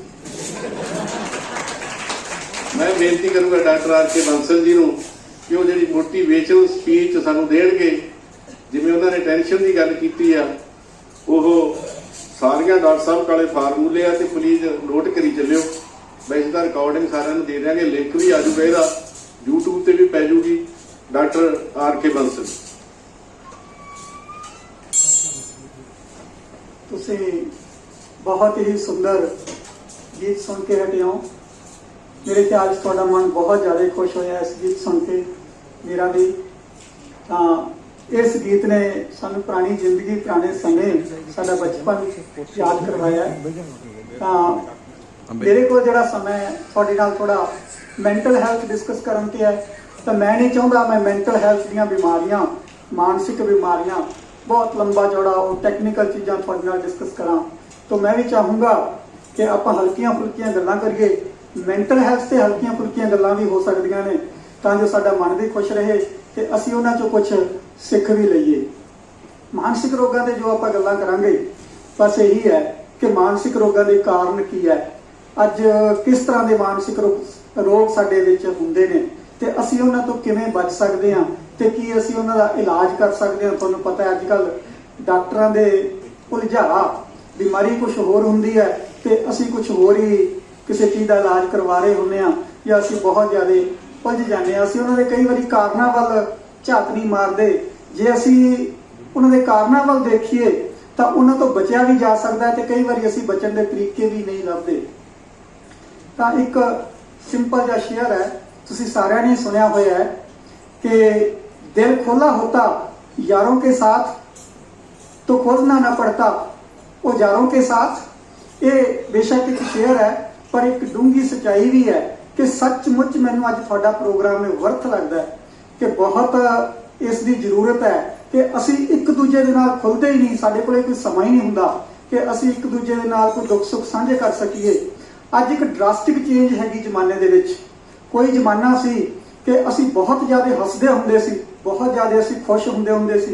साडे परिवारां दे विच 15-15 20 मैंबर हुंदे सी ते घरां दे विच इन्ने हासे हुंदे सी, इन्ना खरूद हुंदा सी, इन्नी मस्ती हुंदी सी कि कई बारी कोई फैमिली मैंबर कहंदा हुंदा सी कि यार आपां बहुत ज़्यादा रौला पा रहे हां, थोड़ा हौली बोलो। गुआंढी की कहणगे भी इन्हां नूं काहदी मस्ती चढ़ी हुई है। गुआंढियां दे घरे भी उही हाल हुंदा सी कि सानूं खूब ਉੱਚੀ ਉੱਚੀ ਬੋਲਣ ਦੀਆਂ ਆਵਾਜ਼ਾਂ ਆਉਂਦੀਆਂ ਸੀ। ਪਰ ਅੱਜ ਉਹ ਇੱਕ ਸਮੇਂ ਦੇ ਨਾਲ ਉਹ ਸਾਰਾ ਕੁਝ ਮੇਰੇ ਖਿਆਲ 'ਚ ਲੁਪਤ ਹੋ ਗਿਆ ਕਿ ਛੋਟੇ ਛੋਟੇ ਪਰਿਵਾਰ ਰਹਿ ਗਏ, 2-2 3-3 ਮੈਂਬਰ ਰਹਿ ਗਏ। ਤਾਂ ਅਸੀਂ ਕਿਸੇ ਦੇ ਨਾਲ ਖੁੱਲ੍ਹ ਨਹੀਂ ਸਕਦੇ, ਕਿਸੇ ਨਾਲ ਹੱਸ ਖੇਡ ਨਹੀਂ ਸਕਦੇ। ਪਿੰਡਾਂ ਦੇ ਵਿੱਚ ਬਾਬੇ ਹੁੰਦੇ ਸੀ, ਸੱਥਾਂ ਦੇ ਵਿੱਚ ਰੌਣਕ ਹੁੰਦੀ ਸੀ, ਬੱਚਿਆਂ ਦੀਆਂ ਢਾਣੀਆਂ ਹੁੰਦੀਆਂ ਸੀ, ਉਹ ਗਲੀਆਂ ਦੇ ਵਿੱਚ ਕੁੱਕਾ ਮਾਰਦੇ ਫਿਰਦੇ ਸੀ। ਉਹ ਸਾਰਾ ਕੁਝ ਕਿਤੇ ਜ਼ਮਾਨੇ ਦੇ ਨਾਲ ਪਿੱਛੇ ਰਹਿ ਗਿਆ। ਮੈਨੂੰ ਐਂ ਲੱਗਦਾ ਜਿਹੜੀ ਰਹਿੰਦ ਖੂੰਹਦ ਸੀ ਉਹ ਮੋਬਾਈਲ ਫੋਨ ਨੇ ਸਾਡੀ ਪੂਰੀ ਕਰਤੀ। ਮੋਬਾਈਲ ਫੋਨ ਨੇ ਸਾਨੂੰ ਐਂ ਲੱਗਦਾ ਜਿਵੇਂ ਇੱਕ ਦੂਜੇ ਨਾਲ ਜੋੜਿਆ, ਪਰ ਮੈਨੂੰ ਤਾਂ ਇਉਂ ਲੱਗਦਾ ਕਿ ਮੋਬਾਈਲ ਫੋਨ ਨੇ ਜਮਾਂ ਸਾਨੂੰ ਇੱਕ ਦੂਜੇ ਦੇ ਨਾਲੋਂ ਤੋੜਤਾ। ਕਿ ਅਸੀਂ ਜੇ ਇੱਕ ਕਮਰੇ ਦੇ ਵਿੱਚ ਇੱਕ ਬੱਚਾ ਵੀ ਜੇ ਆਪਣੀ ਮਾਂ ਦੇ ਨਾਲ ਬੈਠਾ ਹੈ ਤਾਂ ਮਾਂ ਆਪਣੇ ਮੋਬਾਈਲ ਫੋਨ ਦੇ ਵਿੱਚ ਰੁੱਝੀ ਹੋਈ ਹੈ, ਉਹ ਮੋਬਾਈਲ ਫੋਨ ਤੇ ਉਂਗਲਾਂ ਮਾਰ ਰਹੀ ਹੈ। ਉਹ ਬੱਚਾ ਉਡੀਕ ਰਿਹਾ ਕਿ ਕਦੋਂ ਮਾਂ ਹਟੇਗੀ ਜਾਂ ਉਹਨੂੰ ਟਾਈਮ ਦੇਵੇਗੀ। ਤਾਂ ਅਸੀਂ ਕੀ ਕਰਦੇ ਹਾਂ, ਇੱਕ ਵੀਡੀਓ ਕੱਢ ਕੇ ਬੱਚੇ ਨੂੰ ਵੀ, ਛੋਟੇ ਜਿਹੇ ਬੱਚੇ ਨੂੰ, 2 ਸਾਲ ਦੇ ਬੱਚੇ ਨੂੰ ਇੱਕੋ ਵੀਡੀਓ ਕੱਢ ਕੇ ਫੜਾ ਦਿੰਦੇ ਹਾਂ। ਉਹ ਬੱਚਾ ਵੀ ਉਸੇ ਤੇ ਉਂਗਲਾਂ ਮਾਰੀ ਜਾਂਦਾ। ਮਾਂ ਆਪਣੇ ਫੋਨ ਤੇ ਲੱਗੀ ਹੋਈ ਹੈ, ਬੱਚਾ ਆਪਣੇ ਫੋਨ ਤੇ ਲੱਗਿਆ ਹੋਇਆ। ਕਈ ਵਾਰੀ ਤਾਂ ਹਸਬੈਂਡ ਵਾਈਫ ਇੱਕੋ ਕਮਰੇ ਦੇ ਵਿੱਚ, ਹਸਬੈਂਡ ਆਪਣੇ ਫੋਨ ਤੇ ਲੱਗਿਆ ਹੋਇਆ, ਵਾਈਫ ਆਪਣੇ ਫੋਨ ਤੇ ਲੱਗੀ ਹੋਈ ਹੈ। ਦੋਨਾਂ ਨੂੰ, ਵਾਈਫ ਨੂੰ ਪਤਾ ਹੀ ਨਹੀਂ ਕਿ ਹਸਬੈਂਡ ਵੀ ਕੋਲੇ ਬੈਠਾ ਇੰਜੋਏ ਕਰਨਾ, ਜਾਂ ਵਾਈਫ ਨੂੰ ਪਤਾ ਹੀ ਨਹੀਂ ਹਸਬੈਂਡ ਕੋਲੇ ਬੈਠਾ ਹੈ, ਹਸਬੈਂਡ ਨੂੰ ਨਹੀਂ ਪਤਾ ਵਾਈਫ ਕੋਲੇ ਬੈਠੀ ਹੈਗੀ। ਉਹ ਇੱਕ ਦੂਜੇ ਦੇ ਫੋਨ ਦੇ ਉੱਤੇ, ਕਈ ਵਾਰ ਤਾਂ ਮੈਂ ਦੇਖਿਆ ਮੇਰੇ ਕੋਲ ਆ ਕੇ ਮਰੀਜ਼ ਹੀ ਦੱਸਦੇ ਨੇ ਕਿ ਅਸੀਂ ਜੀ ਇੱਕ ਦੂਜੇ ਨਾਲ ਚੈਟ ਕਰ ਰਹੇ। ਮੈਂ ਕਿਹਾ ਉਹ ਕਿੱਦਾਂ, ਇੱਕ ਬੈਡਰੂਮ ਦੇ ਵਿੱਚ ਬੈਠੇ ਉਹ ਫੋਨ ਤੇ ਗੱਲਾਂ ਹੋ ਰਹੀਆਂ, ਫੋਨ ਤੇ ਚੈਟ ਕਰ ਰਹੇ ਨੇ। ਉਹ ਮਤਲਬ ਆਪਸ ਵਿੱਚ ਗੱਲ ਨਹੀਂ ਕਰਦੇ, ਫੋਨ ਦੇ ਉੱਤੇ ਇੱਕ ਦੂਜੇ ਦੇ ਨਾਲ ਗੱਲ ਕਰ ਰਹੇ ਨੇ। ਇਹੀ ਹਾਲ ਹਰ ਕਿਤੇ, ਮਤਲਬ ਬਹੁਤੇ ਲੋਕੀ ਮੋਬਾਈਲ ਤੇ ਹੀ ਚੈਟ ਕਰਦੇ ਨੇ, ਆਪਸ ਵਿੱਚ ਗੱਲ ਨਹੀਂ ਹੁੰਦੀ। ਜੇ ਪੁਰਾਣੇ ਜ਼ਮਾਨੇ ਦੀ ਗੱਲ ਕਰੀਏ, ਜੇ ਬੱਸਾਂ ਦੇ ਵਿੱਚ ਬੈਠੇ ਹੁੰਦੇ ਸੀ ਨਾ, ਤੇ ਬੱਸ ਦੇ ਵਿੱਚ ਬੈਠੇ ਬੈਠੇ ਅਸੀਂ ਰਹਿ ਨਹੀਂ ਸਕਦੇ ਸੀ ਨਾਲ ਦੀ ਸੀਟ ਵਾਲੇ ਨੂੰ ਬੁਲਾਏ ਤੋਂ ਬਿਨਾਂ। ਉਹਨੂੰ ਪੁੱਛ ਲੈਂਦੇ ਸੀ, ਬਾਈ ਤੇਰਾ ਕਿਹੜਾ ਪਿੰਡ ਹੈ? ਉਹ ਪੁੱਛਦਾ ਸੀ ਤੇਰਾ ਕਿਹੜਾ? ਪੁੱਛਦਾ ਮੇਰੀ ਮਾਸੀ ਵਿਆਹੀ ਹੈ, ਉੱਥੇ ਮੇਰੀ ਭੂਆ ਵਿਆਹੀ ਹੈ। ਅੱਛਾ, ਫਿਰ ਉਹ ਫਲਾਨਿਆਂ ਦਾ ਘਰ ਹੈ, ਉਹ ਢਿੰਕਿਆਂ ਦਾ ਘਰ ਹੈ। ਕਰਦੇ ਕਰਦੇ ਫਿਰ ਮੀਹਾਂ ਦੀਆਂ ਗੱਲਾਂ ਤੇ ਆ ਜਾਂਦੇ, ਫਿਰ ਸਰਕਾਰ ਦੀਆਂ ਗੱਲਾਂ ਤੇ ਆ ਜਾਂਦੇ। ਮਤਲਬ ਕਰਦੇ ਕਰਦੇ 1 ਘੰਟੇ ਦੇ ਵਿੱਚ ਅਸੀਂ ਆਪਦੇ ਦੁੱਖ ਸੁੱਖ ਵੀ ਫਰੋਲ ਜਾਂਦੇ ਸੀ ਉਸ ਨਾਲ। ਤੇ ਅੱਜ ਮੈਂ ਕਈ ਸਾਲਾਂ ਬਾਅਦ ਇੱਕ ਵਾਰ ਬੱਸ ਤੇ ਚੜਿਆ। ਬੱਸ ਤੇ ਚੜਨ ਦਾ ਬਾਈ ਚਾਂਸ ਟਾਈਮ ਨਹੀਂ ਮਿਲਦਾ, ਜ਼ਿੰਦਗੀ ਕੁਛ ਇਸ ਤਰ੍ਹਾਂ ਦੀ ਹੋ ਗਈ। ਤੇ ਮੈਂ ਬੱਸ ਦੇ ਵਿੱਚ ਦੇਖਿਆ, ਬੱਸ ਦੇ ਵਿੱਚ ਬਿਲਕੁਲ ਸੁੰਨਸਾਨ ਛਾਈ ਹੋਈ, ਹਰ ਕੋਈ ਆਪਣੇ ਫੋਨ ਤੇ ਲੱਗਿਆ ਹੋਇਆ, ਕਿਸੇ ਕੋਲੇ ਵੀ ਇੱਕ ਦੂਜੇ ਨਾਲ ਗੱਲ ਕਰਨ ਦਾ ਸਮਾਂ ਨਹੀਂ। ਹਰ ਇੱਕ ਨੇ ਵੀਡੀਓ ਚਲਾਈ ਹੋਈ ਹੈ, ਕੰਨਾਂ ਤੇ ਟੂਟੀਆਂ ਲੱਗੀਆਂ ਹੋਈਆਂ, ਤਾਂ ਉਹ ਆਪਣੇ ਆਪਣੇ ਫੋਨ ਦੇ ਵਿੱਚ ਮਸਤ ਆ। ਉਹਨਾਂ ਨੂੰ ਕੋਈ ਪਤਾ ਨਹੀਂ, ਭਾਵੇਂ ਤੁਹਾਡਾ ਰਿਸ਼ਤੇਦਾਰ ਵੀ ਨਾਲ ਦੀ ਸੀਟ ਤੇ ਆ ਕੇ ਬੈਠ ਕੇ ਘੰਟਾ ਸਫ਼ਰ ਕਰਕੇ ਚਲਾ ਜਾਵੇ, ਕਿਸੇ ਦਾ ਆਸੇ-ਪਾਸੇ ਧਿਆਨ ਨਹੀਂ। ਸਿਰਫ ਅਸੀਂ ਫੋਨ ਦੇ ਵਿੱਚ ਇੰਨੇ ਜ਼ਿਆਦਾ ਰੁੱਝ ਗਏ ਕਿ ਮੈਨੂੰ ਲੱਗਦਾ ਜਿਹੜੀ ਅਸੀਂ ਮੈਂਟਲ ਹੈਲਥ ਦੀ ਗੱਲ ਕਰਦੇ ਹਾਂ, ਉਹ ਫੋਨ ਇੱਕ ਮੇਜਰ ਕਾਰਨ ਬਣ ਗਿਆ ਕਿ ਅਸੀਂ ਇੱਕ ਦੂਜੇ ਦੇ ਨਾਲੋਂ ਹੀ ਟੁੱਟ ਗਏ, ਇੱਕ ਦੂਜੇ ਨਾਲ ਸਾਡਾ ਕੋਈ ਜੋੜ ਤੋੜ ਹੀ ਨਹੀਂ ਰਹਿ ਗਿਆ। ਤੇ ਅੱਜ ਵਰਗੇ ਪ੍ਰੋਗਰਾਮ ਤਾਂ ਮੈਨੂੰ ਲੱਗਦਾ ਬਹੁਤ ਜ਼ਿਆਦਾ ਪੋਜ਼ਿਟਿਵਲੀ ਕਿਤੇ ਕੰਟਰੀਬਿਊਟ ਕਰ ਸਕਦੇ ਆ। ਮੇਰੇ ਕੋਲ ਇੱਕ ਮਾਤਾ ਨੂੰ ਲੈ ਕੇ ਆਏ, ਮਾਤਾ ਵੀ ਨਹੀਂ 60-65 ਸਾਲ ਦੀ ਉਮਰ ਸਾਰੀ, ਤਾਂ ਉਹ ਕਹਿੰਦੇ ਜੀ ਦੌੜ ਭੌੜ ਜੀ ਰਹਿੰਦੀ ਹੈ, ਬੋਲਦੀ ਨਹੀਂ। ਮੈਂ ਪੁੱਛਿਆ, ਮੈਂ ਮਾਤਾ ਜੀ ਨੀਂਦ ਆ ਜਾਂਦੀ ਹੈ? ਕਹਿੰਦੀ ਨਾ ਜੀ ਨੀਂਦ ਨਹੀਂ ਆਉਂਦੀ ਮੈਨੂੰ। ਮੈਂ ਵਿਚਾਰ ਕਿਸ ਤਰ੍ਹਾਂ ਦੇ ਰਹਿੰਦੇ ਆ? ਕਹਿੰਦੀ ਬਸ ਸਾਰਾ ਦਿਨ ਰੋਣ ਨੂੰ ਜੀ ਕਰੀ ਜਾਂਦਾ, ਬੁਰੇ ਬੁਰੇ ਖਿਆਲ ਆਈ ਜਾਂਦੇ ਹੈਗੇ, ਕੋਈ ਮਨ 'ਚ ਵਿਚਾਰ ਹੀ ਨਹੀਂ ਆਉਂਦਾ। ਮੈਂ ਰੋਟੀ ਪਾਣੀ ਖਾ ਲੈਂਦੀ ਹਾਂ, ਬਸ ਖਾ ਤਾਂ ਲੈਂਦੀ ਹਾਂ, ਕੋਈ ਖਾਣ ਨੂੰ ਜੀ ਨਹੀਂ ਕਰਦਾ। ਮੈਂ ਕਿਹਾ ਕਿਤੇ ਕੋਈ ਆਂਢੀਆਂ ਗੁਆਂਢੀਆਂ ਕੋਲੇ ਬੈਠਦੇ ਹੋ, ਕਿਸੇ ਨਾਲ ਗੱਲਬਾਤ ਕਰਦੇ ਹੋ? ਉਹ ਨਾਲ ਜਿਹੜੇ ਦੂਸਰੇ ਆਏ ਸੀਗੇ ਉਹ ਪਹਿਲਾਂ ਹੀ ਬੋਲੇ, ਕਹਿੰਦੇ ਨਹੀਂ ਜੀ ਆਂਢ ਗੁਆਂਢ ਤਾਂ ਸਾਡੇ ਅਸੀਂ ਜੀ ਹੁਣ ਰਿਵਾਜ ਹੀ ਨਹੀਂ ਰਿਹਾ। ਮੈਂ ਕਿਉਂ? ਕਹਿੰਦੇ ਜੀ ਆਂਢ ਗੁਆਂਢ ਤਾਂ ਇੱਕ ਦੂਜੇ ਨੂੰ ਬੈਠਣ ਹੀ ਨਹੀਂ ਦਿੰਦੇ। ਮੈਂ ਕਿਉਂ? ਕਹਿੰਦੇ ਬੁੜੀਆਂ ਜੀ ਬਸ ਫਾਲਤੂ ਚੁਗਲੀਆਂ ਕਰੀ ਜਾਂਦੀਆਂ ਨੇ। ਅਸੀਂ ਸੋਚਦੇ ਹਾਂ ਵੀ ਚੁਗਲੀਆਂ ਤੋਂ ਤਾਂ ਅੰਦਰ ਬੈਠਾ ਚੰਗਾ, ਵੀ ਤੂੰ ਅੰਦਰ ਬਹਿ ਕੇ ਆਰਾਮ ਕਰੀ ਜਾਇਆ ਕਰ। ਮੈਂ ਕਿਹਾ ਚੁਗਲੀਆਂ? ਮੇਰੇ ਯਾਦ ਆਇਆ ਬੜੇ ਸਾਲ ਪਹਿਲਾਂ ਦਾ ਕਿ ਚੁਗਲੀਆਂ ਇੱਕ ਅਸੀਂ ਨੈਗੇਟਿਵ ਵਰਡ ਪੁਆਇੰਟ ਕਰ ਲਿਆ ਕਿ ਚੁਗਲੀਆਂ ਇੱਕ ਮਾੜਾ ਲਫ਼ਜ਼ ਬਣਾ ਲਿਆ ਸੀ। ਜਿਹੜੀਆਂ ਦੀਆਂ ਗੱਲਾਂ ਕਰਨੀਆਂ ਨੇ ਤਾਂ ਮੈਨੂੰ ਲੱਗਦਾ ਉਹ ਵਰਡ ਸਾਨੂੰ ਚੰਗਾ ਲੱਗੂਗਾ, ਪਰ ਇਹ ਚੁਗਲੀਆਂ ਤਾਂ ਬੰਦੇ ਨੂੰ ਇੰਨਾ ਹੌਲਾ ਕਰਦੀਆਂ ਨੇ, ਇੰਨਾ ਸਵਾਦ ਆਉਂਦਾ ਹੈ, ਇੰਨਾ ਸਵਾਦ ਲੋਕਾਂ ਨੂੰ ਫਿਲਮ ਦੇਖ ਕੇ ਨਹੀਂ ਆਉਂਦਾ ਜਿੰਨਾ ਚੁਗਲੀਆਂ ਕਰਕੇ ਆਉਂਦਾ। ਅਸੀਂ ਦੇਖਿਆ, ਅਸੀਂ ਤਾਂ ਇੱਕ ਵਾਰੀ ਸਰਵੇ ਕੀਤਾ, ਬੜੀ ਪੁਰਾਣੀ ਗੱਲ ਹੈ ਜੀ। ਅਸੀਂ ਕਿਹਾ ਵੀ ਬੜਾ ਲੋਕਾਂ ਨੇ ਬਦਨਾਮ ਕੀਤਾ ਇਸ ਵਰਡ ਨੂੰ, ਤੇ ਅਸੀਂ ਦੇਖਦੇ ਹਾਂ ਵੀ ਲੋਕੀ ਕਰਦੇ ਕੀ ਹੈ। ਜੇ ਤੁਸੀਂ ਕਿਤੇ ਹੋਸਟਲ ਦੇ ਵਿੱਚ ਜਾਓ, ਉੱਥੇ ਮੁੰਡੇ ਕੀ ਕਰ ਰਹੇ ਨੇ? ਜੇ 4 ਮੁੰਡੇ ਬੈਠੇ ਨੇ ਇੱਕ ਕਮਰੇ ਦੇ ਵਿੱਚ, ਤਾਂ ਉਹ 5ਵੇਂ ਦੀਆਂ ਚੁਗਲੀਆਂ ਕਰ ਰਹੇ ਨੇ। ਜੇ ਕਿਤੇ ਤੁਸੀਂ ਦੇਖੋ ਵੀ ਕਿਸੇ ਗਲੀ ਦੇ ਵਿੱਚ 5-7 올ਡ ਏਜ ਔਰਤਾਂ ਬੈਠੀਆਂ ਨੇ, ਤਾਂ ਉਹ ਕੀ ਕਰ ਰਹੀਆਂ ਨੇ? ਉਹ ਨੂੰਹਾਂ ਦੀਆਂ ਗੱਲਾਂ ਕਰ ਰਹੀਆਂ ਨੇ। ਜੇ ਕਿਤੇ ਯੰਗ ਜੀਆਂ ਲੜਕੀਆਂ 5-7 ਇਕੱਠੀਆਂ ਹੋਈਆਂ ਬੈਠੀਆਂ ਨੇ, ਤਾਂ ਉਹ ਕਿਹਦੀਆਂ ਗੱਲਾਂ ਕਰ ਰਹੀਆਂ? ਉਹ ਸੱਸਾਂ ਦੀਆਂ ਗੱਲਾਂ ਕਰ ਰਹੀਆਂ ਨੇ। ਜੇ ਕਿਤੇ ਬਾਬੇ ਬੈਠੇ ਨੇ, ਤਾਂ ਉਹ ਮੁੰਡੇ ਦੀਆਂ ਗੱਲਾਂ ਕਰੀ ਜਾਂਦੇ, ਆਪਦੇ ਦੀਆਂ ਵੀ ਕੰਮ ਨਹੀਂ ਕਰਦਾ, ਡੱਕਾ ਨਹੀਂ ਤੋੜਦਾ। ਅੱਛਾ, ਜੇ ਕਿਤੇ ਮੁੰਡੇ ਬੈਠੇ ਨੇ ਤਾਂ ਬਾਬੇ ਦੀਆਂ ਗੱਲਾਂ ਕਰ ਰਹੇ ਨੇ, ਬਾਪੂਆਂ ਦੀਆਂ ਗੱਲਾਂ ਕਰ ਰਹੇ ਨੇ।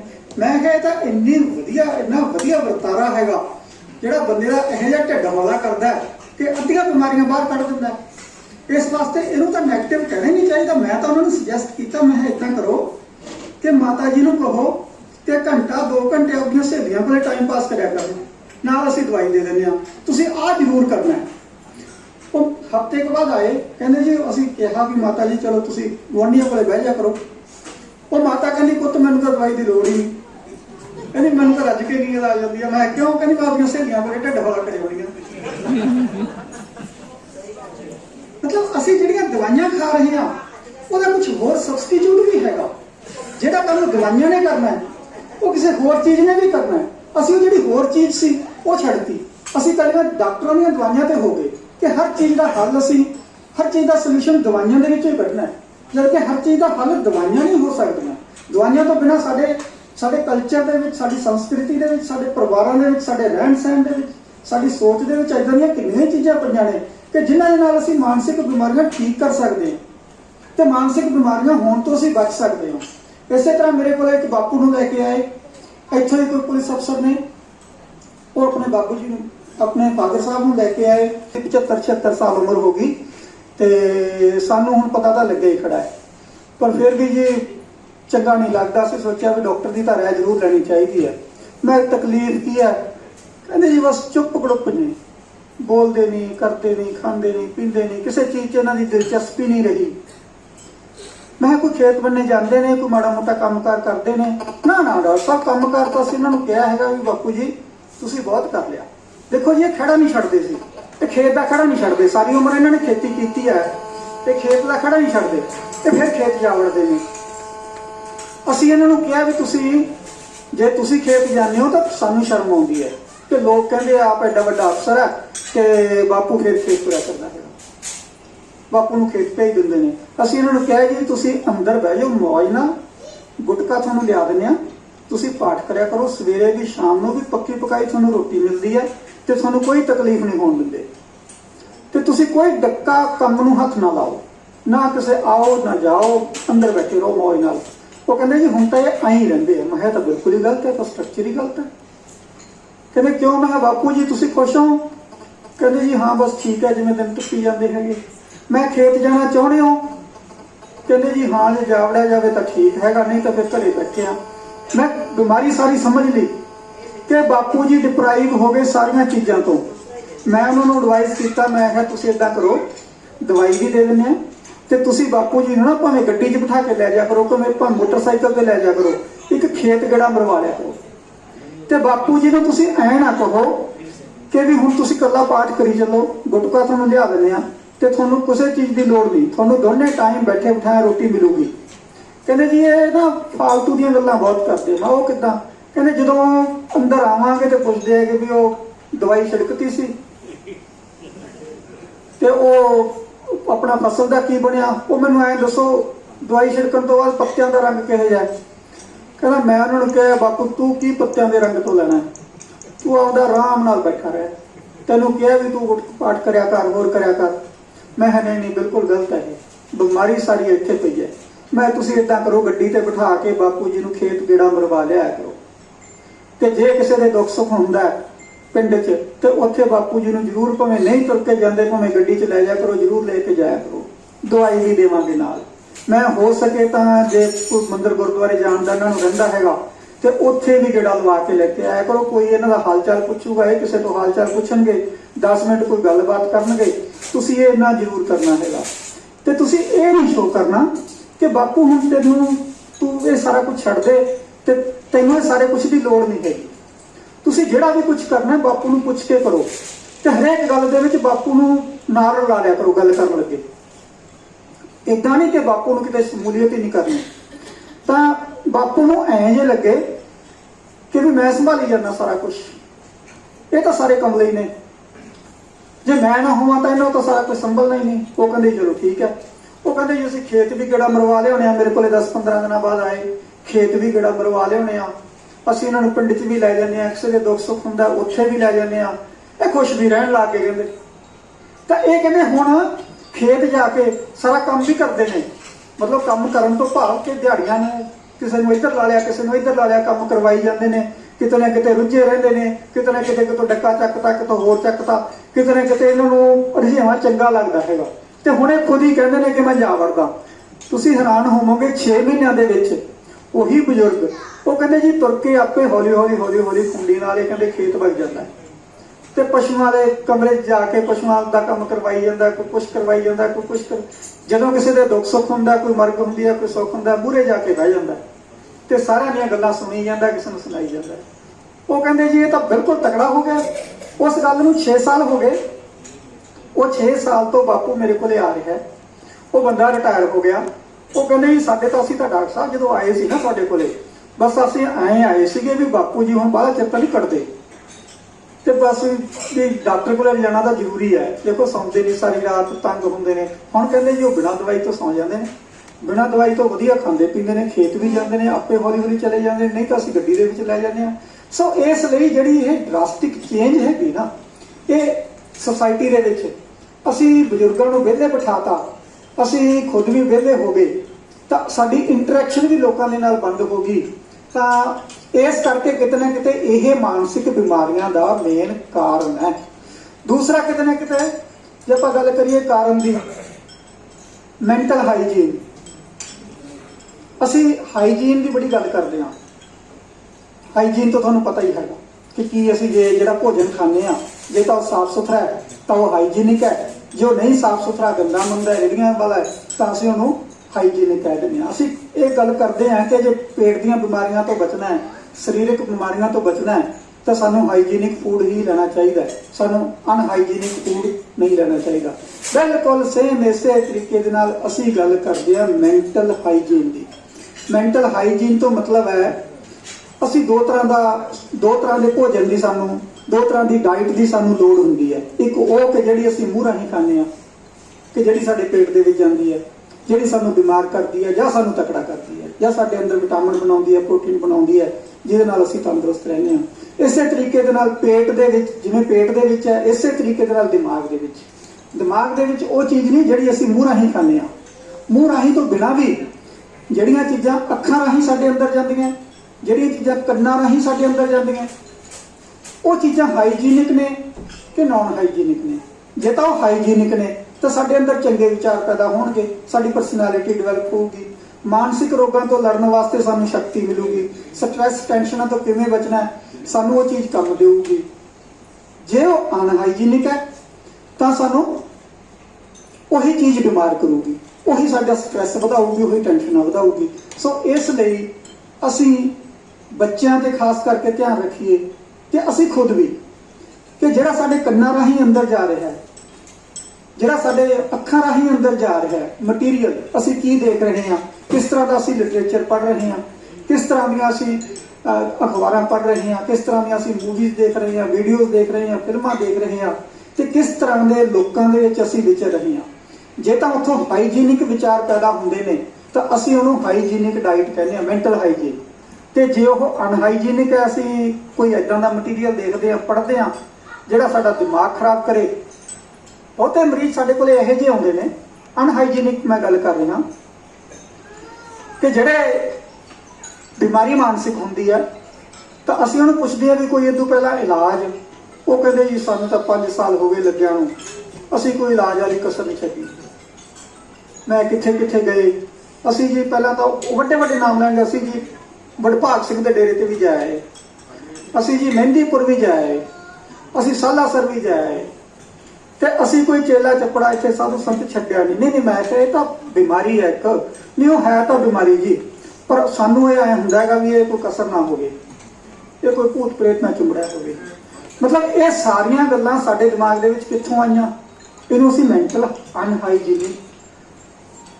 ਅਨਹਾਈਜੀਨ ਕਹਿੰਦੇ ਆ, ਕਿ ਸਾਡੇ ਅੰਦਰ ਬਚਪਨ ਤੋਂ ਹੀ ਐਸੇ ਵਿਚਾਰ ਭਰੇ ਜਾਂਦੇ ਆ ਕਿ ਜਿਹੜੇ ਸਾਨੂੰ ਮਾਨਸਿਕ ਬਿਮਾਰੀ ਦੇ ਲਈ ਪ੍ਰੋਨ ਟੂ ਕਰ ਦਿੰਦੇ ਨੇ, ਜਿਹਦੇ ਨਾਲ ਜਦੋਂ ਵੀ ਅਸੀਂ ਕੋਈ ਐਸੇ ਸਰਕਮਸਟੈਂਸਸ ਫੇਸ ਕਰਦੇ ਹਾਂ ਤੇ ਅਸੀਂ ਮਾਨਸਿਕ ਬਿਮਾਰੀ ਦਾ ਸ਼ਿਕਾਰ ਹੋ ਜਾਂਦੇ ਹਾਂ। ਤੇ ਉਹ ਮਾਨਸਿਕ ਬਿਮਾਰੀ ਦਾ ਇਲਾਜ ਵੀ ਅਸੀਂ ਕੁਝ ਐਸਾ ਹੀ ਕਰਦੇ ਹਾਂ ਕਿ ਜਿਹੜਾ ਠੀਕ ਨਹੀਂ ਹੁੰਦਾ, ਜਿਹੜਾ ਬਿਮਾਰੀ ਨੂੰ ਹੋਰ ਜ਼ਿਆਦਾ ਵਧਾਉਣ ਵਾਲਾ ਹੁੰਦਾ ਹੈ। ਇਸੇ ਤਰੀਕੇ ਨਾਲ ਕਿੰਨੀਆਂ ਹੀ ਇਦਾਂ ਦੀਆਂ ਗੱਲਾਂ ਨੇ ਜਿਹੜੀਆਂ ਮੈਂਟਲ ਅਨਹਾਈਜੀਨ ਦੇ ਅੰਡਰ ਆਉਂਦੀਆਂ ਤੇ ਮੈਂਟਲ ਹਾਈਜੀਨ ਦੇ ਅੰਡਰ ਆਉਂਦੀਆਂ, ਜਿਨ੍ਹਾਂ ਤੋਂ ਅਸੀਂ ਬਚ ਕੇ ਰਹਿ ਸਕਦੇ ਹਾਂ, ਜਿਨ੍ਹਾਂ ਦੇ ਨਾਲ ਅਸੀਂ ਮੈਂਟਲੀ ਹੈਲਦੀ ਆਪਣੇ ਆਪ ਨੂੰ ਰੱਖ ਸਕਦੇ ਹਾਂ। ਅਸੀਂ ਆਪਣੇ ਆਪ ਦੇ ਲਈ, ਆਪਣੇ ਇੰਜੋਇਮੈਂਟ ਦੇ ਲਈ ਕੋਈ ਵੀ ਸਮਾਂ ਨਹੀਂ ਰੱਖਿਆ। ਤੇ ਕੁਝ ਲੋਕ ਐਸੇ ਵੀ ਹੁੰਦੇ ਨੇ, ਕੁਝ ਲੋਕ ਤਾਂ ਐਸੇ ਹੁੰਦੇ ਨੇ ਜਿਹੜੇ ਕਿਸੇ ਦੀਆਂ ਖੁਸ਼ੀਆਂ ਦੇ ਵਿੱਚੋਂ ਖੁਸ਼ੀਆਂ ਲੱਭ ਲੈਂਦੇ ਨੇ, ਤੇ ਕੁਝ ਲੋਕ ਐਸੇ ਹੁੰਦੇ ਨੇ ਜਿਨ੍ਹਾਂ ਨੂੰ ਤੁਸੀਂ ਖੁਸ਼ ਨਹੀਂ ਕਰ ਸਕਦੇ ਕਦੇ ਵੀ। ਉਹਨਾਂ ਦਾ ਐਟੀਟਿਊਡ ਹੀ ਇਸ ਤਰ੍ਹਾਂ ਦਾ ਹੁੰਦਾ ਕਿ ਉਹਨਾਂ ਨੇ ਖੁਸ਼ ਹੋਣਾ ਹੀ ਨਹੀਂ ਹੁੰਦਾ। ਤੁਸੀਂ ਉਹਨਾਂ ਨੂੰ ਚੁਟਕਲਾ ਵੀ ਸੁਣਾਓ, ਉਹ ਫਿਰ ਵੀ ਨਹੀਂ ਹੱਸਣਗੇ, ਉਹ ਚੁੱਪ ਕਰਕੇ ਉਦਾਂ ਹੀ ਸੀਰੀਅਸ ਬੈਠੇ ਰਹਿਣਗੇ। ਤੁਸੀਂ ਉਹਨਾਂ ਨੂੰ ਕੋਈ ਹਸਾਉਣ ਵਾਲੀ ਗੱਲ ਵੀ ਕਰੋ, ਉਹ ਪਤਾ ਨਹੀਂ ਇਹ ਸ਼ਾਇਦ ਇੱਕ ਕਲਚਰਲ ਇਫੈਕਟ ਹੈ ਕਿ ਜੇ ਅਸੀਂ ਖੁੱਲ੍ਹ ਕੇ ਹੱਸਦੇ ਹਾਂ ਤਾਂ ਸਾਨੂੰ ਅਸੀਂ ਅਨਕਲਚਰਡ ਜਿਹੇ ਲੱਗਦੇ ਹਾਂ, ਸਾਨੂੰ ਐਂ ਜਿਹਾ ਲੱਗਦਾ ਵੀ ਦੇਸੀ ਜਿਹੇ ਉੱਚੀ ਉੱਚੀ ਹੱਸੀ ਜਾਂਦੇ ਸੀ। ਤਾਂ ਤੁਸੀਂ ਉਹਨਾਂ ਨੂੰ ਕਿਤੇ ਵਿਆਹ ਤੇ ਵੀ ਲੈ ਜਾਓ, ਉਹ ਵਿਆਹ ਤੇ ਜਾ ਕੇ ਵੀ ਖੁਸ਼ ਨਹੀਂ ਹੋਣਗੇ। ਤੁਸੀਂ ਉਹਨਾਂ ਨੂੰ ਖਿੱਚ ਕੇ ਸਟੇਜ ਤੇ ਲੈ ਜਾਓ ਵੀ ਆ ਜਾ ਨੱਚੀਏ, ਤਾਂ ਉੱਥੇ ਜਾ ਕੇ ਵੀ ਤੁਸੀਂ ਨੱਚਣ ਲੱਗ ਜਾਓਗੇ। ਉਹ ਸਾਈਡ ਤੇ ਖੜ ਕੇ ਗਿੱਧਾ ਜਿਹਾ ਪਾ ਕੇ ਉਹ ਚੁੱਪ ਕਰਕੇ ਉੱਥੇ ਜਾ ਕੇ ਫਿਰ ਬਹਿ ਜਾਣਗੇ। ਮਤਲਬ ਉਹਨਾਂ ਨੂੰ ਤੁਸੀਂ ਖੁਸ਼ ਕਰ ਹੀ ਨਹੀਂ ਸਕਦੇ। ਇਹ ਸਾਰੀ ਦੀ ਸਾਰੀ ਜਿਹੜੀ ਬ੍ਰੇਨ ਦੀ ਬਿਮਾਰੀਆਂ ਦੀ, ਟੈਨਸ਼ਨ ਦੀ, ਮੈਂ ਬਿਮਾਰੀਆਂ ਜਾਣਬੁੱਝ ਕੇ ਗਿਣ ਨਹੀਂ ਰਿਹਾ ਕਿਉਂਕਿ ਮਾਹੌਲ ਨਹੀਂ ਹੈਗਾ ਉਸ ਤਰ੍ਹਾਂ ਦਾ, ਪਰ ਇਹ ਸਾਰੀ ਦੀ ਸਾਰੀ ਜਿਹੜੀ ਖੇਡ ਹੈਗੀ ਇਹ ਕੁਝ ਹਾਰਮੋਨਸ ਦੀ ਖੇਡ ਹੈ। ਬ੍ਰੇਨ ਦੇ ਵਿੱਚ ਕੁਝ ਹਾਰਮੋਨਸ ਬਣਦੇ ਨੇ ਜਿਨ੍ਹਾਂ ਨੂੰ ਅਸੀਂ ਐਂਡੋਰਫਿਨਸ ਕਹਿੰਦੇ ਹਾਂ, ਪੋਜ਼ਿਟਿਵ ਹਾਰਮੋਨਸ, ਐਂ ਕਹ ਲਓ ਹੈਪੀ ਹਾਰਮੋਨਸ। ਉਹ ਹਾਰਮੋਨਸ ਕਿਸ ਤਰ੍ਹਾਂ ਬਣਦੇ ਨੇ, ਉਹਨਾਂ ਨੂੰ ਕਿਵੇਂ ਵਧਾਇਆ ਜਾ ਸਕਦਾ, ਉਹ ਦਵਾਈਆਂ ਦਾ ਕੰਮ ਕਰਦੇ ਨੇ। ਦਵਾਈਆਂ ਨੇ ਵੀ ਉਹੀ ਕੰਮ ਕਰਨਾ ਹੈ। ਜੇ ਸਾਡੇ ਕੋਲ ਇੱਕ ਸਟ੍ਰੈਸ ਦਾ ਮਰੀਜ਼ ਆਇਆ, ਇੱਕ ਟੈਨਸ਼ਨ ਦਾ ਮਰੀਜ਼ ਆਇਆ, ਇੱਕ ਡਿਪਰੈਸ਼ਨ ਦਾ ਮਰੀਜ਼ ਆਇਆ, ਤਾਂ ਡਾਕਟਰ ਉਹਨੂੰ ਕੁਝ ਦਵਾਈਆਂ ਦਿੰਦਾ ਹੈਗਾ, ਤਾਂ ਉਹ ਕੁਝ ਹਾਰਮੋਨਲ ਚੇਂਜਸ ਹੀ ਉਹ ਦਵਾਈਆਂ ਕਰਦੀਆਂ ਹੈਗੀਆਂ ਦਿਮਾਗ ਦੇ ਵਿੱਚ। ਤੇ ਉੱਦਾਂ ਦੀਆਂ ਹਾਰਮੋਨਲ ਚੇਂਜਸ ਅਸੀਂ ਵੈਸੇ ਹੀ ਕਰ ਸਕਦੇ ਹਾਂ। ਜੇ ਅਸੀਂ ਖੁਸ਼ ਹੁੰਦੇ ਹਾਂ, ਜੇ ਅਸੀਂ ਹੱਸਦੇ ਹਾਂ, ਜੇ ਅਸੀਂ ਠਾਕੇ ਮਾਰ ਕੇ ਹੱਸਦੇ ਹਾਂ ਤਾਂ ਸਾਡੇ ਅੰਦਰ ਕੁਝ ਹਾਰਮੋਨਸ ਬਣਦੇ ਨੇ, ਐਂਡੋਰਫਿਨਸ ਬਣਦੇ ਨੇ, ਤੇ ਉਹ ਹਾਰਮੋਨਸ ਉਨਾ ਹੀ ਕੰਮ ਕਰਦੇ ਨੇ ਜਿੰਨਾ ਕਿ ਦਵਾਈਆਂ ਕੰਮ ਕਰਦੀਆਂ ਨੇ। ਉਹਨਾਂ ਹਾਰਮੋਨਸ ਨੂੰ ਅਸੀਂ ਵਧਾ ਵੀ ਸਕਦੇ ਹਾਂ, ਉਹਨਾਂ ਹਾਰਮੋਨਸ ਨੂੰ ਅਸੀਂ ਘਟਾ ਵੀ ਸਕਦੇ ਹਾਂ। ਤਾਂ ਇਹ ਇੱਕ ਹੋਰ ਅਨੋਖੀ ਗੱਲ ਕਿ ਜੇ ਅਸੀਂ ਆਰਟੀਫਿਸ਼ਲੀ ਖੁਸ਼ੀ ਮਨਾਉਂਦੇ ਹਾਂ, ਜੇ ਅਸੀਂ ਜਾਣਬੁੱਝ ਕੇ ਹੱਸਦੇ ਹਾਂ, ਅਸੀਂ ਜਾਲੀ ਹੱਸਦੇ ਹਾਂ, ਤਾਂ ਬ੍ਰੇਨ ਨੂੰ ਨਹੀਂ ਪਤਾ ਕਿ ਅਸੀਂ ਜਾਲੀ ਹੱਸ ਰਹੇ ਹਾਂ। ਹਾਰਮੋਨਸ ਉਹੀ ਬਣਨੇ ਨੇ। ਸੋ ਇਹਨਾਂ ਹਾਰਮੋਨਸ ਨੂੰ ਹੋਰ ਵਧਾਇਆ ਜਾ ਸਕਦਾ ਹੈ। ਤਾਂ ਇੱਦਾਂ ਦੇ ਜਿਹੜੇ ਤੁਹਾਡੇ ਅੱਜ ਤੁਸੀਂ ਇੰਟਰੈਕਸ਼ਨਲ ਪ੍ਰੋਗਰਾਮ ਰੱਖਿਆ ਹੈਗਾ, ਤਾਂ ਇਹ ਇੱਕ ਉਸੇ ਦੀ ਕੜੀ ਦੇ ਵਿੱਚੋਂ ਹੈਗਾ। ਅਸੀਂ ਤਾਂ ਕਹਿੰਦੇ ਹਾਂ ਜੇ ਇੱਦਾਂ ਦੇ ਪ੍ਰੋਗਰਾਮ ਰੋਜ਼ ਹੋਣ ਤੇ ਲੋਕੀ ਇਦਾਂ ਦੇ ਗਰੁੱਪ ਬਣਾ ਕੇ family meet, family get together ਇਦਾਂ ਦਾ ਰੱਖਿਆ ਜਾਵੇ ਤਾਂ ਇੱਕ ਤੇ ਸਾਨੂੰ ਹੋਰ ਵੀ ਮੈਂਟਲੀ ਹੈਲਦੀ ਬਣਾ ਸਕਦਾ। ਇਹੀ ਸੀ ਮੇਰੇ ਕੋਲ। ਤਾਂ ਇਸ ਤੋਂ ਬਿਨਾ ਮੈਂ ਗੁਜ਼ਾਰਿਸ਼ ਕਰਨੀ ਚਾਹੂੰਗਾ ਕਿ ਅਸੀਂ ਮਾਨਸਿਕ ਰੋਗਾਂ ਦੇ ਇੱਕ ਹਸਪਤਾਲ ਚਲਾ ਰਹੇ ਹਾਂ। ਬਾਈ ਚਾਂਸ ਕਿਸੇ ਨੂੰ ਲੋੜ ਹੋਵੇ ਜਾਂ ਕਿਸੇ ਨੂੰ ਕੋਈ ਐਸਾ ਗਰੀਬ ਮਰੀਜ਼ ਮਿਲੇ, ਅਸੀਂ ਵੀ ਰਿਟਾਇਰਡ ਜੀ ਲਾਈਫ ਜੀ ਰਹੇ ਹਾਂ ਤਾਂ ਇੱਕ ਚੈਰੀਟੇਬਲ ਜਿਹਾ ਹਸਪਤਾਲ ਚਲਾ ਰਹੇ ਹਾਂ।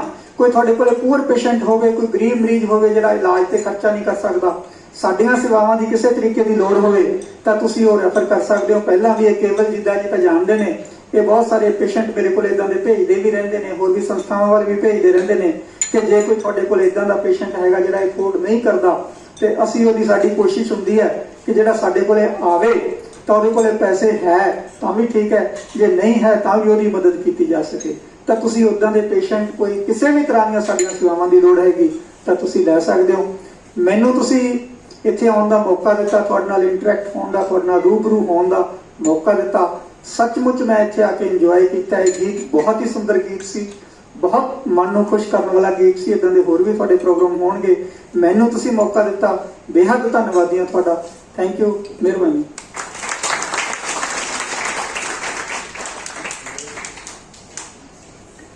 ਡਾਕਟਰ ਸਾਹਿਬ ਦਾ ਬਹੁਤ ਬਹੁਤ ਧੰਨਵਾਦ। ਡਾਕਟਰ ਸਾਹਿਬ ਆਪਣੇ ਵਿਸ਼ੇ ਦੇ ਵਿੱਚ PhD ਕੀਤੀ ਇਹਨਾਂ ਨੇ, ਇਸ ਵਿਸ਼ੇ ਦੇ ਉੱਤੇ ਬਹੁਤ ਬਹੁਤ ਵਧੀਆ, ਬਹੁਤ ਹੀ ਕੀਮਤੀ ਗੱਲਾਂ ਇਹਨਾਂ ਨੇ ਦੱਸੀਆਂ। ਗੱਲ ਫਿਰ ਉੱਥੇ ਹੀ ਆ ਜਾਂਦੀ ਆ ਵੀ ਅਸੀਂ ਇਕੱਠੇ ਹੋਈਏ ਤੇ ਸਾਡਾ ਜਿਹੜਾ ਦੁੱਖ ਸੁੱਖ, ਚਾਹੇ ਉਹਨੂੰ ਡਾਕਟਰ ਸਾਹਿਬ ਨੇ ਚੁਗਲੀਆਂ ਦਾ ਰੂਪ, ਚਾਹੇ ਗੈਟ ਟੂਗੇਦਰ ਦਾ, ਉਹਨੂੰ ਥੋੜ੍ਹਾ ਜਿਹਾ ਅਸੀਂ ਮਾਡਰਨ ਨਾਂ ਰੱਖਦਾ ਗੈਟ ਟੂਗੇਦਰ, ਗੱਲ ਤਾਂ ਉਹੀ ਹੁੰਦੀ ਆ ਵਿੱਚੋਂ। ਇਸ ਕਰਕੇ ਬਹੁਤ ਜ਼ਰੂਰੀ ਆ। ਮੈਂ ਡਾਕਟਰ ਸਾਹਿਬ ਕਿੰਨੇ ਲਾਸਟ ਕਿੰਨੇ ਆਪਣੇ ਮੈਂਬਰ ਨਾ 50 ਤੱਕ ਹੋ ਗਏ। ਇੱਕ ਲਿਆਇਓ ਉਹ, ਇੱਕ ਆਪਾਂ ਲੱਕੀ ਦਾ ਤੁਹਾਨੂੰ ਦਿੱਤੇ ਆ, ਆਪਣੇ ਆਪਣੇ ਜੇਬ 'ਚ ਹੱਥ ਮਾਰੋ ਵੀ ਪਿਆ ਉਹ ਟੋਕਨ, ਇੱਕ ਲੱਕੀ ਡਰਾ। ਉਸ ਤੋਂ ਬਾਅਦ ਫਿਰ ਤੰਬੋਲੇ ਦੀ ਇੱਕ ਗੇਮ ਫਟਾਫਟ ਲਵਾਉਣੀ ਹੈ, ਉਹ ਲਓ ਡਾਕਟਰ ਸਾਹਿਬ, ਉਹ ਬਾਉਲ ਲਓ। ਬਰਾੜ ਜੌਨ ਡਾਇਰੈਕਟਰ ਐਗਰੀਕਲਚਰ ਮੰਚ ਵਿਰਾਜਮਾਨ ਸੀਨੀਅਰ ਅਧਿਕਾਰੀ ਤੇ ਹੋਰ ਸਾਰੇ ਟੈਕਨੀਕਲ ਸਾਥੀਓ, ਪਰਿਵਾਰ ਨਾਲ ਪਰਿਵਾਰਕ ਮੈਂਬਰ, ਬੱਚੇ, ਸਾਰਿਆਂ ਨੂੰ ਜੀ ਆਇਆਂ। ਵੈਸੇ ਮੈਨੂੰ ਡਾਕਟਰ ਨੇ ਬੁਲਾ ਲਿਆ, ਮੈਨੂੰ ਉਹਦਾ ਕੁਛ ਹੈ ਨਹੀਂਗਾ। ਬੋਲੀਆਂ ਪੈਂਦੀਆਂ ਨਹੀਂ, ਉਹ ਬੋਲੀਆਂ ਫਿਰ ਕਿੱਥੇ ਪੈਂਦੀਆਂ ਹੁੰਦੀਆਂ।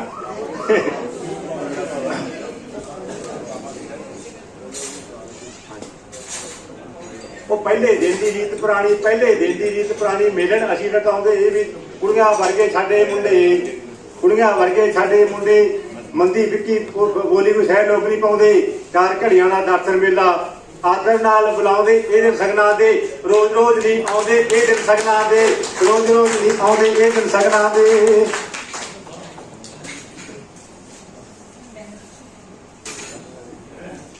ਨਾਲੇ ਹੂੰ ਕਰਕੇ ਨਾਲੇ ਹਾਂ ਕਰਕੇ, ਕਿਹੜਾ ਦੇ ਦੀ ਮਰਿਆਏ ਲੰਬੀ ਬਾਹ ਕਰਕੇ, ਕਿਹੜਾ ਦੇ ਦੀ ਮਰਿਆਏ ਲੰਬੀ ਬਾਹ ਕਰਕੇ। ਉਹ ਪਿੰਡਾਂ ਵਿੱਚੋਂ ਪਿੰਡ ਸੁਣਦਾ, ਪਿੰਡਾਂ ਵਿੱਚੋਂ ਪਿੰਡ ਸੁਣਦਾ, ਪਿੰਡ ਸੁਣਦਾ ਪਿਆਣਾ ਵੀ ਖਾਟ ਪਿੰਡ ਤੋਂ ਡਾਕ ਤੋੜ ਦੇ, ਉਹ ਖਾਟ ਪਿੰਡ ਤੋਂ ਡਾਕ ਤੋੜ ਦੇ। ਥਾਣਾ ਲੱਗੇ ਨਾ ਥਾਣਾ, ਭਾਜੇ ਦੇ ਮੁੰਡੇ ਪਾਉਂਦੇ ਬੋਲੀਆਂ, ਭਾਜੇ ਦੇ ਮੁੰਡੇ ਪਾਉਂਦੇ ਬੋਲੀਆਂ। ਸਿੱਧੂ ਗੋਤ ਪੁਰਾਣਾ ਮੇਰੀ ਜੀ ਸਰ ਕੇ, ਮੇਰਾ ਪਿੰਡ ਕਲਿਆਣਾ ਮੇਰੀ ਜੀ ਸਰ ਕੇ, ਮੇਰਾ ਪਿੰਡ ਕਲਿਆਣਾ ਮੇਰੀ। ਆਉ ਨੇਰੀਆਂ ਜਾ ਨੇਰੀਆਂ, ਬਿੱਲੋ ਸੱਤ ਦੇ ਵਿਚਾਲੇ ਗੱਲਾਂ ਹੋਣ ਤੇਰੀਆਂ, ਬਿੱਲੋ ਸੱਤ ਦੇ ਵਿਚਾਲੇ ਗੱਲਾਂ ਹੋਣ ਤੇਰੀਆਂ। ਆ ਜਾ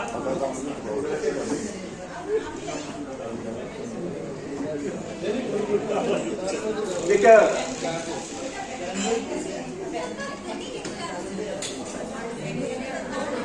ਕਰੇ ਬਿੱਲੇ ਕਿੱਦਾਂ ਪਾਉ ਬਥੇਰਾ, ਵੀ ਸਾਰੇ ਪਿੰਡ ਦਾ ਇਕੱਠ ਹੋ ਗਿਆ, ਸਾਰੇ ਪਿੰਡ ਦਾ ਇਕੱਠ ਹੋ ਗਿਆ। ਨਾ ਬੁੱਢਾ ਕੀ ਫੇਰਾ, ਬੂਟਾ ਚੁੱਕੇ ਦੇਖ ਨੂੰ ਭਰਿਆ ਪਿਆ ਮੇਰਾ, ਤੈਨੂੰ ਧੁੱਪ ਲੱਗਦੀ ਖੜੇ ਕਾਲਜਾ ਮੇਰਾ, ਤੈਨੂੰ ਧੁੱਪ ਲੱਗਦੀ ਖੜੇ ਕਾਲਜਾ ਮੇਰਾ, ਤੈਨੂੰ ਧੁੱਪ ਲੱਗਦੀ ਇਹ ਤੈਨੂੰ ਧੁੱਪ ਲੱਗਦੀ। ਲੈਣਾ ਚਾਦਰਾ ਮੇਰਾ ਜੇ ਤੈਨੂੰ ਧੁੱਪ ਲੱਗਦੀ, ਲੈਣਾ ਚਾਦਰਾ ਮੇਰਾ ਜੇ ਤੈਨੂੰ ਧੁੱਪ ਲੱਗਦੀ।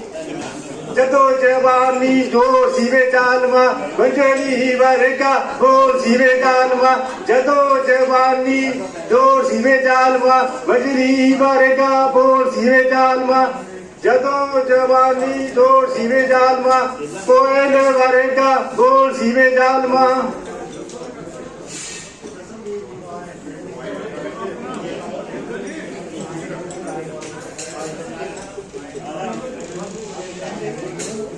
ਜੇ ਮੁੰਡਿਆਂ ਨੂੰ ਤੋਰਦੀ ਦੇਖਣੀ ਗੜਬਾ ਲੈ ਦੇ ਚਾਂਦੀ ਦਾ ਲੱਕ ਹਿਲੂ ਮਜਾਜਣ ਜਾਂਦੀ ਦਾ ਲੱਕ ਹਿਲੂ ਮਜਾਜਣ ਜਾਂਦੀ ਦਾ ਅਸਾ ਕੁੜੀ ਨਾ ਤੇਰੀ ਤੋਰ ਨਹੀਂ ਦੇਖਣੀ ਅਸਾ ਕੁੜੀ ਨਾ ਤੇਰੀ ਤੋਰ ਨਹੀਂ ਦੇਖਣੀ ਅੱਗ ਲਾਉਣਾ ਗੜਬਾ ਚਾਂਦੀ ਦਾ ਲੱਕ ਟੁੱਟ ਜੂ ਹਲਾਰੇ ਖਾਂਦੀ ਦਾ ਲੱਕ ਟੁੱਟ ਜੂ ਹਲਾਰੇ ਖਾਂਦੀ ਦਾ। ਇੱਕ ਸਾਰਿਆਂ ਨੂੰ ਬੇਨਤੀ ਵੀ ਅੱਜ ਆਪਾਂ ਸਾਰੇ ਪਰਿਵਾਰ ਨਾਲ ਇਕੱਠੇ ਹੋਏ ਆ। ਮੇਰਾ ਬੇਟਾ ਜਿਹੜਾ ਉਹ ਸਿੰਗਲ ਲੈਂਡ ਪਾਇਆ ਵਾ ਉਹਦਾ ਪਹਿਲਾ ਗੀਤ ਸੀਗਾ ਜਿਹੜਾ ਉਹਨਾਂ ਦਾ ਨਾਂ ਹੈ ਜੋਬਨ ਸਿੱਧੂ ਵੇ ਜੋਬਨਪ੍ਰੀਤ ਸਿੰਘ ਸਿੱਧੂ ਸ਼ਾਰਟਕਟ ਜੋਬਨ ਸਿੱਧੂ YOVAN ਜੋਬਨ ਸਿੱਧੂ। ਉਹਨਾਂ ਪਹਿਲਾ ਗੀਤ ਨੈਕਲੇਸ ਆਇਆ ਤੇ ਦੂਜਾ ਗੀਤ ਐਸੇ ਹਫ਼ਤੇ ਵਿੱਚ ਸ਼ਾਇਦ ਆਜੇ ਸ਼ਾਇਦ 14 ਤਰੀਕ ਨੂੰ ਜਾਂ ਇਸੇ ਮਹੀਨੇ ਵਿੱਚ ਦੂਜਾ ਗੀਤ ਹੈ ਪੰਗਾ। ਉਹ ਗੀਤ ਆ ਰਿਹਾ ਸਾਰਿਆਂ ਨੂੰ ਬੇਨਤੀ ਹੈ ਵੀ ਵੱਧ ਤੋਂ ਵੱਧ ਆਪਣੇ ਗਰੁੱਪਾਂ ਦੇ ਵਿੱਚ ਬੱਚੇ ਆਏ ਹੋਏ ਨੇ ਉਹ ਵੱਧ ਤੋਂ ਵੱਧ ਪਹਿਲਾਂ ਵਾਲਾ ਗੀਤ ਦੇਖੋ ਨੈਕਲੇਸ ਤੇ ਦੂਜਾ ਗੀਤ ਵੀ ਉਹ ਵੱਧ ਤੋਂ ਵੱਧ ਸ਼ੇਅਰ ਕਰੋ। ਸਾਰਿਆਂ ਦਾ ਧੰਨਵਾਦ। ਬਹੁਤ ਬਹੁਤ ਧੰਨਵਾਦ ਡਾਕਟਰ ਸਿੱਧੂ ਸਾਹਿਬ ਦਾ ਜਿਨ੍ਹਾਂ ਨੇ ਬੜੀਆਂ ਸੋਹਣੀਆਂ ਬੋਲੀਆਂ ਪਾਈਆਂ ਤੇ ਮੈਡਮ ਸੁਸ਼ਮਾ ਰਾਣੀ ਜੀ ਤੇ ਬੋਲੇ ਦੀਆਂ ਇਹ ਨੰਬਰ ਬੋਲਣਗੇ ਤੇ ਤੁਸੀਂ ਫਟਾਫਟ ਨੰਬਰ ਕੱਟੀ ਜਾਣੇ। ਜਦੋਂ ਇਹਨਾਂ ਦੇ ਵਿੱਚੋਂ ਕੋਈ ਵੀ ਅਰਲੀ 5 ਕਾਰਨਰ ਲਾਈਨਾਂ ਕੱਟੀਆਂ ਜਾਂਦੀਆਂ ਤਾਂ ਤੁਰੰਤ ਨਾਲ ਦੀ ਨਾਲ ਤੁਸੀਂ ਯੈਸ ਕਹਿ ਕੇ ਬੋਲਣਾ ਤੇ ਉਹ ਚੈੱਕ ਕਰ ਲੈਣਗੇ। ਪਰਚੀ ਜਿਹਦੀ ਸਹੀ ਹੋਈ ਉਹ ਤੋਂ ਨੰਬਰ ਨੋਟ ਕਰਨਾ। ਜੇ ਕੋਈ ਅਜੇ ਵੀ ਕਿਸੇ ਨੂੰ ਕਨਫਿਊਜ਼ਨ ਹੈ ਤਾਂ ਪਲੀਜ਼ ਦੱਸ। ਕਾਰਨਰ ਇਹ ਹੈ ਜੀ ਜਿਹੜੀ ਪਹਿਲੀ ਲਾਈਨ ਆਪਣੀ ਉਹਦਾ ਪਹਿਲਾ ਨੰਬਰ ਤੇ ਲਾਸਟ ਨੰਬਰ ਜਿਹੜੇ 4 ਖੂੰਜੇ ਹੁੰਦੇ ਆਪਣੇ ਜਿਹੜੀ ਲਾਸਟ ਲਾਈਨ ਹੈ ਉਹਦਾ ਪਹਿਲਾ ਤੇ ਲਾਸਟ ਵਾਲਾ ਨੰਬਰ ਉਹ ਕਾਰਨਰ ਪਹਿਲਾ ਖਾਲੀ ਹੈ ਤਾਂ ਨਾਲ ਜਿਵੇਂ ਤੁਹਾਡਾ ਨਹੀਂ ਪਹਿਲਾ ਖਾਲੀ ਹੈ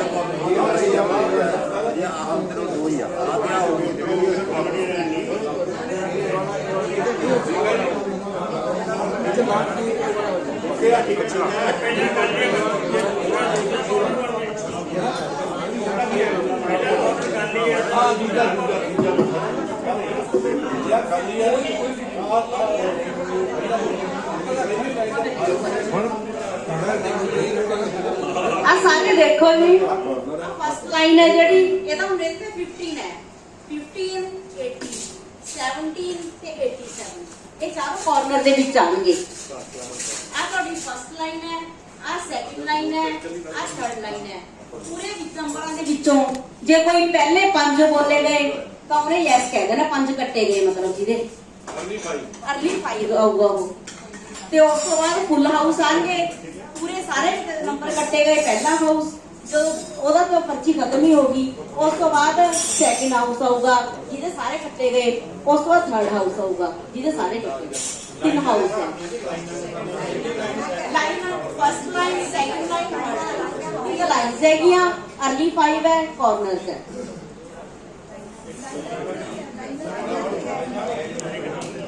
ਜਲਦੀ ਜਲਦੀ ਕਰੋ ਲੇਟ ਆਪਾਂ ਪਹਿਲੇ स्टार्ट करिए। लकी नंबर 7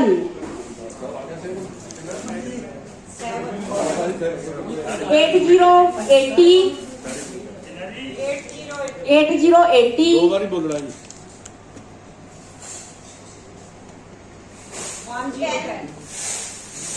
10 नंबर 4343 43 43 20 2020 1919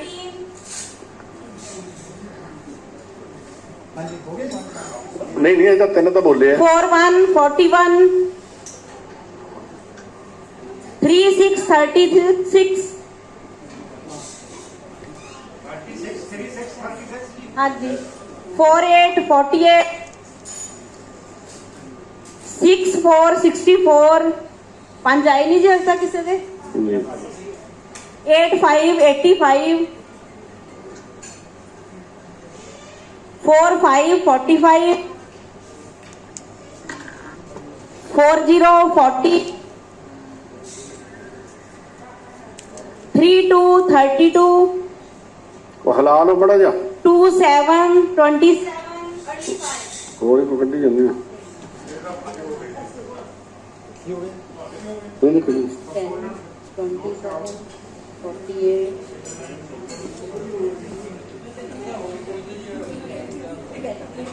ਕਿਹਦਾ ਗਿਆ? ਬੋਲੋ ਜੀ, ਕਿਹੜਾ ਗਿਆ? ਲਾਸਟ ਕਿਹੜਾ ਬੋਲਿਆ ਸੀ ਆਪਾਂ ਡੀਜੇ ਚ? ਹੈ 27 ਬੋਲਿਆ। ਕਿਹੜਾ ਬੋਲਿਆ ਲਾਸਟ? 27। 27 ठीक है 20 41 80 32 27 ठीक है ਦੋਨਾਂ ਦੇ ਨਾਂ ਲਿਖ ਲਓ। ਦੋਨਾਂ ਦੇ ਨਾਮ ਲਿਖੋ। ਦੋਨਾਂ ਦੇ ਲਿਖ ਲਓ ਜੀ। ਅਗਲੀ 5 ਗਿਆ ਜੀ, ਹੁਣ ਜਿਹਦੇ ਪਹਿਲੇ 5 ਹੋ ਜਾਣ ਉਹਨਾਂ ਨੇ ਯੈਸ ਨਹੀਂ ਕਿਹਾ, ਇਹ ਚੀਜ਼ ਗਈ ਆਪਣੀ। 47 47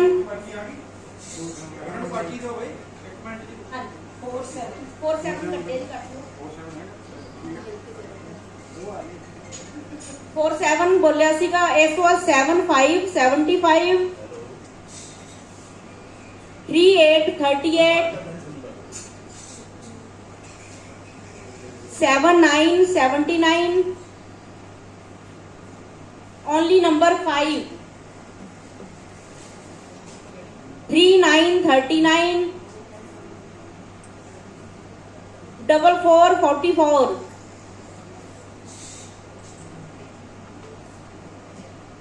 66 66 17 17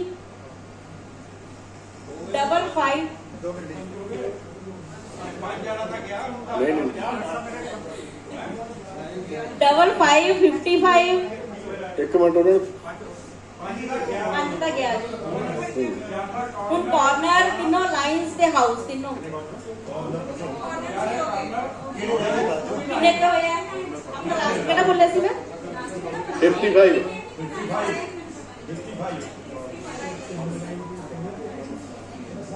29 29 29 29 ਬੋਲਿਆ ਸੀ ਜੀ। 81 81 89 89 87 87 59 59 59 बोला लास्ट 70 70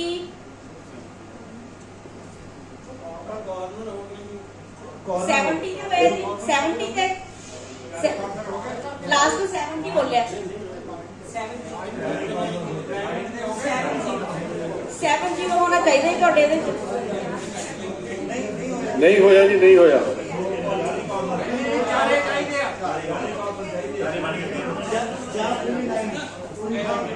70 70 ਪਹਿਲਾਂ ਵੀ ਬੋਲਿਆ ਸੀ, ਦੁਬਾਰਾ ਬੋਲਿਆ ਇਹ ਮੈਂ 83 83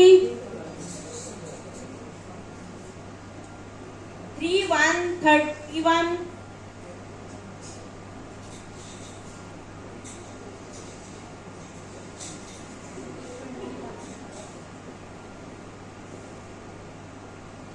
26 26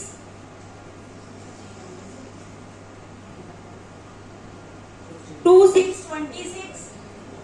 26 13 13 ਆ ਜਾਓ ਫਿਰ ਲਿਖਾਓ। 13 ਤੇ ਹੋਇਆ ਜੀ ਚੈੱਕ ਕਰਾ ਬਈ ਹਰਜਸ, ਚੈੱਕ ਕਰਾ। ਆ ਲਿਹਾਜ਼ ਨਹੀਂ ਚੱਲਣੀ ਤੇਰੀ। ਲੈ ਗਿਆ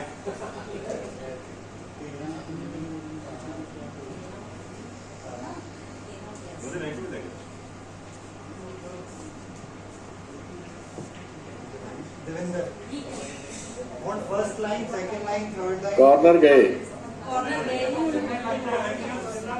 ਜੀ। 3 ਲਾਈਨਾਂ ਤੇ 3 ਹਾਊਸ ਰਹਿ ਗਏ। 22 22 14 14 only number 3 63 63 ਲਓ ਜੀ, ਆਹ 10 ਲਾਈਨ ਹੋ ਗਈ। ਕਿਹੜੀ middle line? First line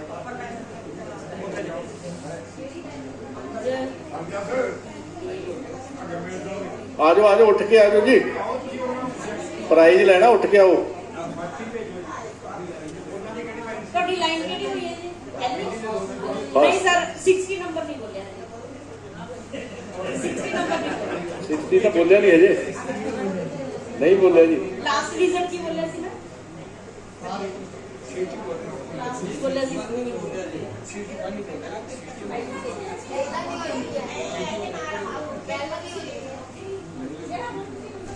last ਕੀ ਬੋਲਿਆ ਸੀ? 3 ਬੋਲਿਆ ਸੀ। ਨਹੀਂ ਜੇ ਪਹਿਲਾਂ ਕੀ ਹੋਈ ਹੈ 3 20 48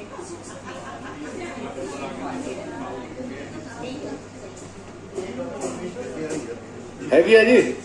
हर जस केड़ी केड़ी कई बोली वाला फर्स्ट लाइन गई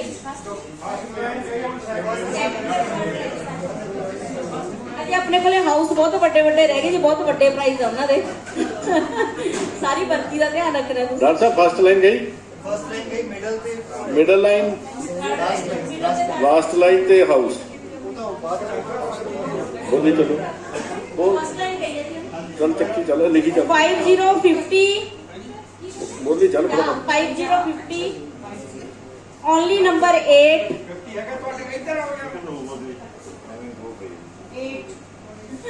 ओनली नंबर 8 2121 7373 8282 4949 5151 5656 ਚੱਜ ਦਾ ਨੰਬਰ ਵੀ ਕੱਢ ਲਾ 3333 2828 only number 9 6565 65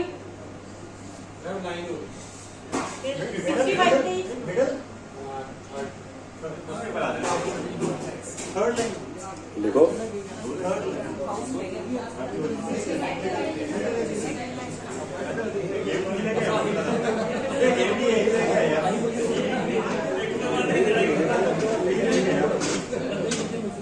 सेकंड लाइन रह गई गली, उस तो बाद हाउस रह गए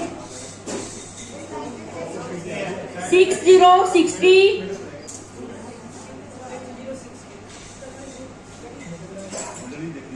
7777 मिडल ही देखने जी हम सबने ते बाकी भी कट्टी जाने नाल हाउस लई ओनली नंबर 11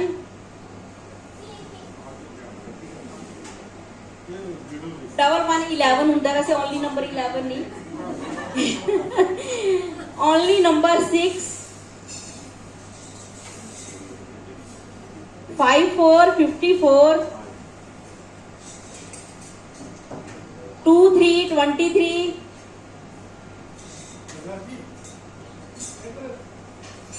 ओनली नंबर 2 6262 4242 8888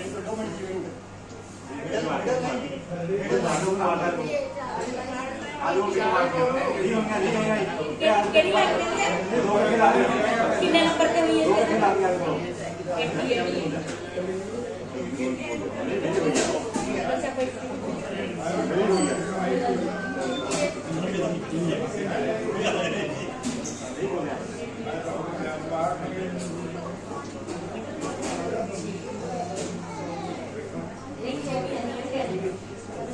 नहीं करते क्या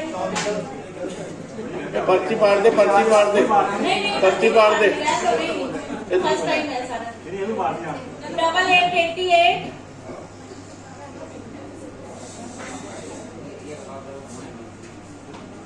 61 61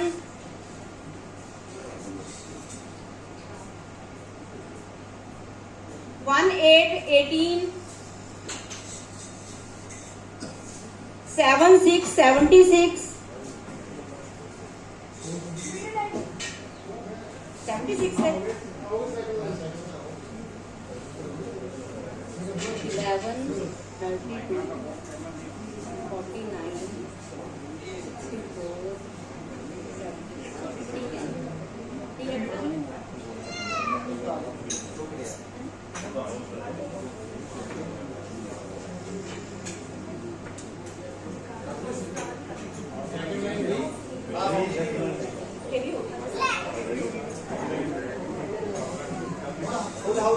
ਫੁੱਲ ਹਾਊਸ ਰਹਿ ਗਏ ਜੀ ਤਿੰਨੇ फुल हाउस रह गए सारी पर्ची कट्टी होनी चाहिए ਤੁਹਾਡੀ 28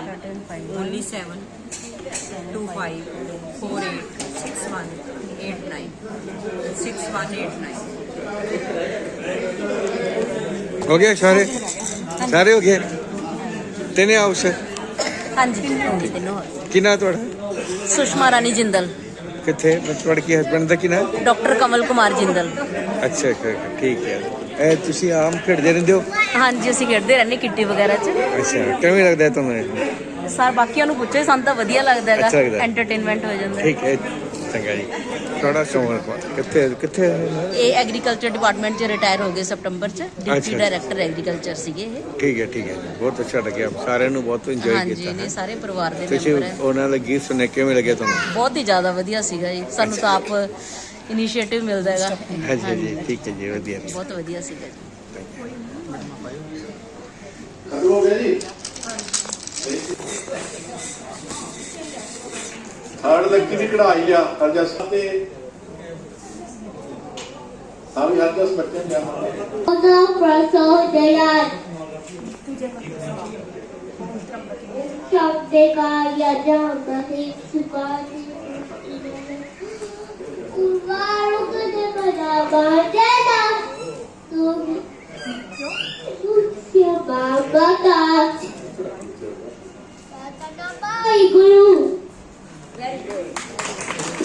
बहुत जानकारियां मिलियां बहुत सोहना सभ्याचारक जो भी परफॉर्मेंस हुई it was really good doctor साहब ने जो भी इंफॉर्मेशन दी किया जाता है कि चाहे बाहरले मुल्क बहुत अगे ने बट डिप्रैशन वाली बीमारियां उत्थे काफ़ी ज़्यादा ने ते मैनू बहुत जानकारी मिली ते मैनू बहुत कुछ सीखने मिला ना तो thank you so much and जिवें कि अज सभ्याचारक तुसीं रखिया है उस वास्ते मैं आपके पेरेंट्स लिए एक बोली पाना चाहूंगी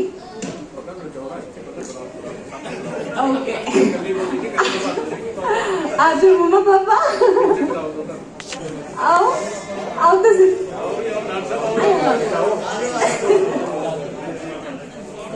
घूंगे मौज बड़ी ये नमक आज घूंगे थैंक यू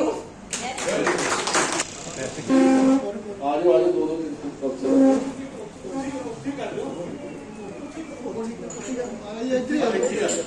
ਇੱਥੇ ਆ ਜਾਓ ਠੀਕ ਹੈ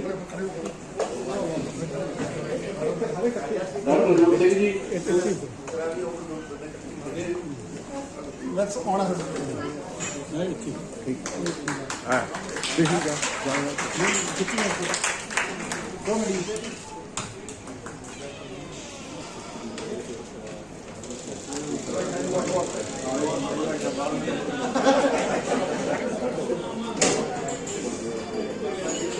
सेकंड लकी ड्रॉ आएगा जी डॉक्टर गुरकीरत सिंह के नाम doctor Gurkirat Singh Dhillon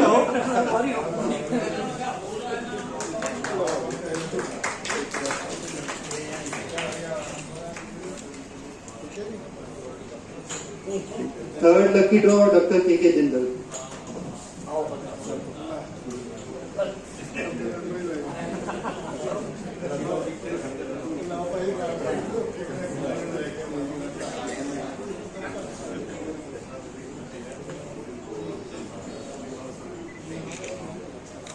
thank you ਜੀ।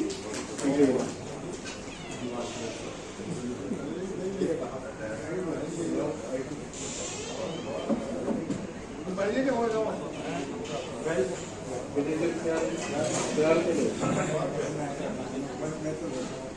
ਰਜਿੰਦਰ ਸਿੰਘ ਜੀ ਇੱਕ ਆਈਟਮ ਪੇਸ਼ ਕਰ मेरी ज़रूरत मेरी मुझे मालूम नहीं वो हकीकत है हंसी और मैं जवान तुझे कुर्बान मेरी जान मेरी ज़रूरत मेरी मुझे मालूम नहीं वो हकीकत है हंसी और मैं जवान तुझे कुर्बान मेरी जान मेरी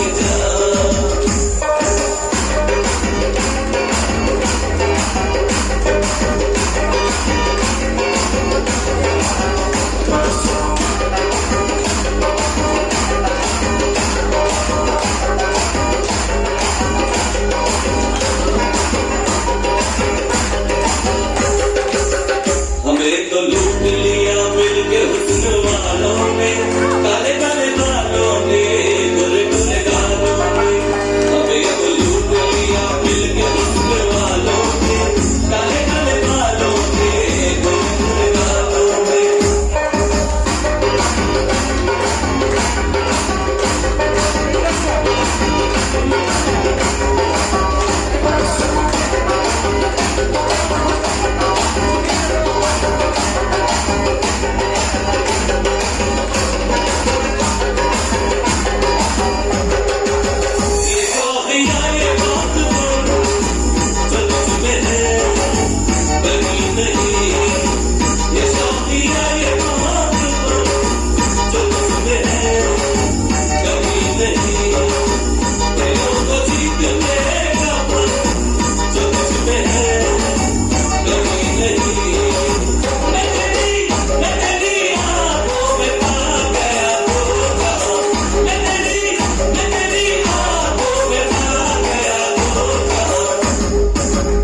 मेरी ज़रूरत मेरी मुझे मालूम नहीं वो हकीकत है हंसी और मैं जवान तुझे कुर्बान मेरी जान मेरी जान मेरी ज़रूरत मेरी मुझे मालूम नहीं वो हकीकत है हंसी और मैं जवान तुझे कुर्बान मेरी जान मेरी जान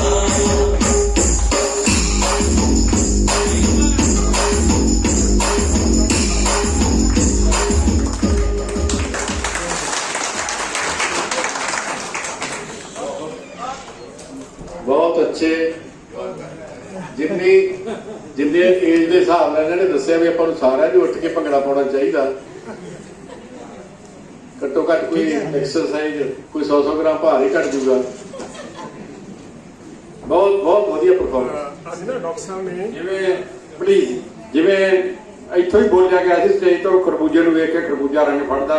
ਮੈਨੂੰ ਬਹੁਤ ਹੀ ਖੁਸ਼ੀ ਹੋਈ ਆ ਵੀ ਸਾਡੇ ਉਹ ਜੱਟ ਵਾਲੀ ਆਈਟਮ ਤੋਂ ਤੇ ਇਸ ਆਈਟਮ ਤੋਂ ਮੋਟੀਵੇਟ ਹੋ ਕੇ ਇਸੇ ਸੁਸਾਇਟੀ ਦੇ ਵਿੱਚੋਂ ਇਸੇ ਪਰਿਵਾਰ ਦੇ ਵਿੱਚੋਂ ਇੱਕ ਕਪਲ ਤੇ ਘੱਟੋ ਘੱਟ ਸਾਹਮਣੇ ਆਇਆ ਹੈਗਾ ਤੇ ਤੁਹਾਡੇ ਸਾਰਿਆਂ ਦੇ ਵਿੱਚ ਹੀ ਇਹ ਗੁਣ ਹੈਗਾ। ਇਹ ਸਿਰਫ ਉਹਨੂੰ ਥੋੜਾ ਜਿਹਾ ਜਾਗ ਲਾਉਣ ਦੀ ਗੱਲ ਹੈ। ਭਾਈ ਸਾਹਿਬ ਨੇ ਲਾਤਾ ਲਾਓ ਤੇ ਅਗਲਾ ਤੁਹਾਡਾ ਪ੍ਰੋਗਰਾਮ ਇੰਨਾ ਵਧੀਆ ਰੰਗਾ ਰੰਗ ਹੋਵੇ ਕਿ ਨਜ਼ਾਰੇ ਆ ਜਾਣ। ਡਾਕਟਰ ਸਾਹਿਬ ਨੇ ਨਾ ਥੋੜੀ ਜਿਹੀ ਮੈਂ ਸ਼ੇਅਰ ਕਰਨਾ ਚਾਹੁੰਦਾ ਸਾਰੇ ਨਾਲ। ਡਾਕਟਰ ਸਾਹਿਬ ਨੇ ਬੜੀ ਗੱਲ ਕਹੀ ਕਿ ਛੋਟੀ ਛੋਟੀ ਗੱਲ ਦੇ ਨਾਲ ਅਸੀਂ ਬੜੇ ਅੱਛੇ ਤਰੀਕੇ ਨਾਲ ਹੱਸ ਸਕਦੇ ਹਾਂ ਤੇ ਹੱਸੀ ਦੇ ਉੱਪਰ ਜਿਹੜਾ ਸਰ ਆਈ ਵਾਸ ਗੋਇੰਗ ਥਰੂ ਡਿਪਰੈਸ਼ਨ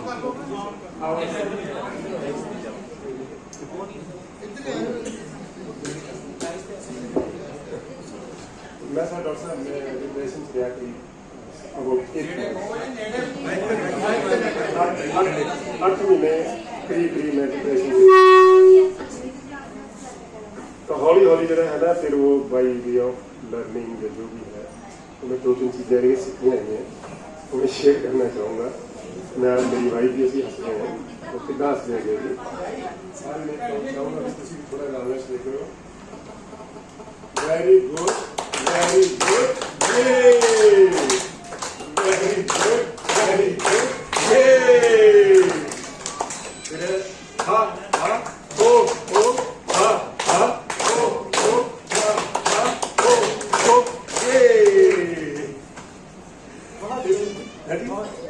ਠੀਕ ਹੈ ਸਰ ਬਹੁਤ ਅੱਛਾ। ਸੈਕੰਡ ਜਿਹੜਾ ਸਰ ਉਹ ਹੈਗਾ ਕਿ ਹੱਸਣਾ ਜਿਹੜਾ ਹੈਗਾ ਇਹ ਜ਼ਰੂਰੀ ਨਹੀਂ ਹੈ ਕਿ ਤੁਸੀਂ ਅੰਦਰੋਂ ਹੱਸੋ, ਟਰਾਈ ਲਰਨ ਕਰੋ ਤੁਸੀਂ ਆਸਾਨ ਇਹ ਜੇ ਅਸੀਂ ਐਕਸਰਸਾਈਜ਼ ਕਰੀਏ ਤਾਂ ਸਰ ਤੁਸੀਂ ਇਹ ਕਹੋ ਕਿ ਸਾਰੇ ਕਾਪੀ ਕਰੋ ਪਲੀਜ਼। ਤੁਸੀਂ ਹੱਸੋ ਪਲੀਜ਼ ਸਾਰੇ ਦਾ 1 ਮਿੰਟ ਦੀ ਰਿਕੁਐਸਟ ਹੈ ਸਾਰਿਆਂ ਨੂੰ। ਜਿਵੇਂ ਸਰ ਹੱਸ ਰਹੇ ਨੇ ਤੁਸੀਂ ਸਾਰੇ ਮਗਰ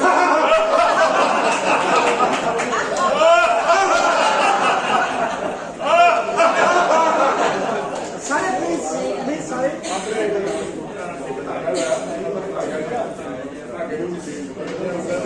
तो हम अपने ब्रेन को साफ कर रहे हैं।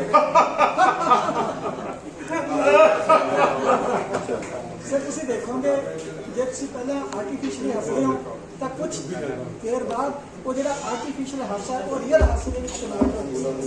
ਪੜਾਈ ਦੇ ਲਈ और जिਵੇਂ मैं एक्चुअली ਤੁਹਾਨੂੰ ਦੇਖ ਰਿਹਾ ਸੀਗਾ ਉਹ ਜਿਹੜਾ ਆਪਣੀ ਪ੍ਰੈਕਟਿਸ ਕੀਤੀ ਔਰ ਇਸ ਇਹਦੇ ਵਿੱਚ ਥੋੜਾ ਜਿਹਾ ਮੈਂ ਇਹ ਦੱਸਣਾ ਸੀ ਕਿ ਪਹਿਲਾਂ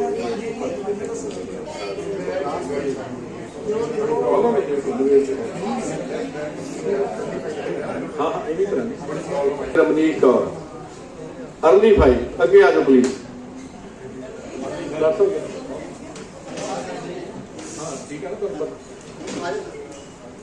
ਇਹਨਾਂ ਨੂੰ ਪ੍ਰਾਈਜ਼ ਦੇਣਗੇ ਮੈਡਮ ਸੁਸ਼ਮਾ ਤੇ ਜਿਨ੍ਹਾਂ ਨੇ ਮੈਡਮ ਗਮਦੂਰ ਸੇ ਮਿਸਿਸ ਗਮਦੂਰ ਨਹੀਂ ਨਹੀਂ ਦੋਨਾਂ ਨੂੰ ਦੇ ਦਿਓ ਜੀ ਕੋਈ ਗੱਲ ਨਹੀਂ।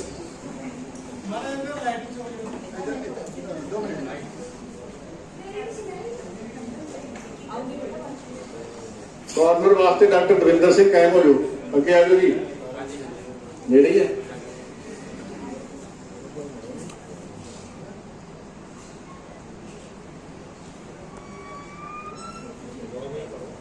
ਥੈਂਕ ਯੂ ਬਹੁਤ ਬਹੁਤ ਮੁਬਾਰਕਾਂ ਜੀ। ਕਾਰਨਰ ਦਵਿੰਦਰ ਸਿੰਘ ਜੀ ਇਹਨਾਂ ਨੂੰ ਦੇਣਗੇ ਸਾਡੇ ਲਾਇਨਜ਼ ਕਲੱਬ ਤੋਂ ਪ੍ਰਧਾਨ ਜੀ district cabinet secretary lion Rajesh Gupta जी।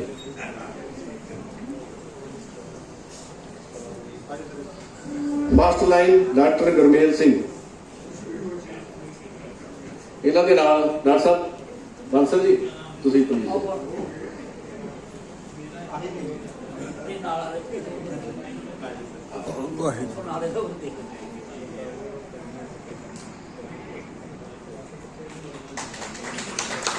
डॉक्टर गुरमेल सिंह जी को डॉक्टर मदन लाल जी ते डॉक्टर रितार सिंह बराड़ जी आजो आज इन्होंने गोडे सीधे रहणगे।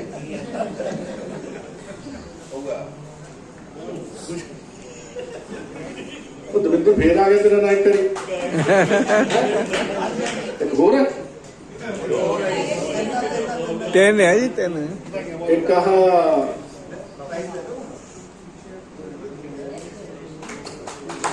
दविंदर सिंह फिर आ जाओ जी तुसीं। दविंदर सिंह को मिले ने फस्ट हाउस है ना वो पिछे तो दो बड़ा और पिछे पे प्राइज डॉक्टर दविंदर सिंह वो second house doctor second house किधर जी आ जाओ सर डॉक्टर अरोड़ा जी। डॉक्टर अरोड़ा जी तुसीं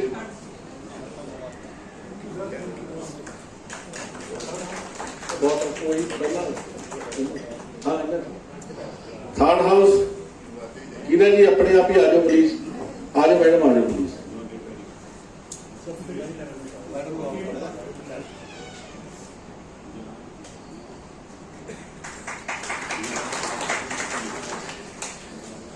एक जिन्हों ने तुम आ जाओ सर तुम दो जी।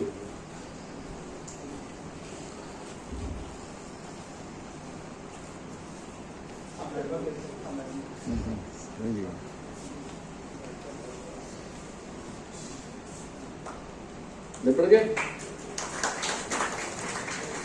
बच्चों मेरे बच्चों के पिछे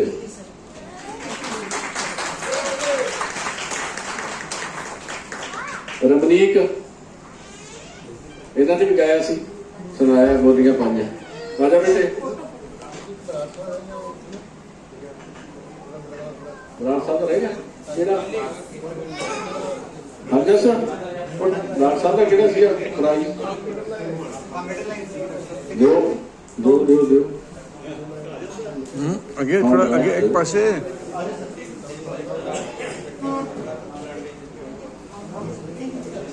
ਥੈਂਕ ਯੂ ਸਰ। ਹੈ ਜੀ ਪ੍ਰਾਈਜ਼ ਅਜੇ ਹੈਗੇ ਆ ਸਾਡੇ ਕੋਲੇ, ਆਏ ਥੋੜਾ ਦੇਵਾਂਗੇ ਤਾਂ ਬੋਲੇ ਵਾਲਾ ਤਾਂ ਨਹੀਂ ਰਹਿੰਦਾ ਜੀ ਕੋਈ ਪ੍ਰਾਈਜ਼।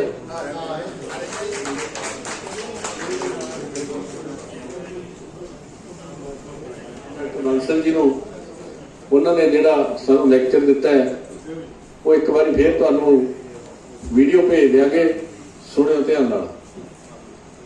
ਡਾਕਟਰ ਬਾਂਸਲ ਜੀ, ਸਿੰਗਲਾ ਜੀ ਤੁਸੀਂ ਵੀ ਬੁਲਾਓ ਪਲੀਜ਼।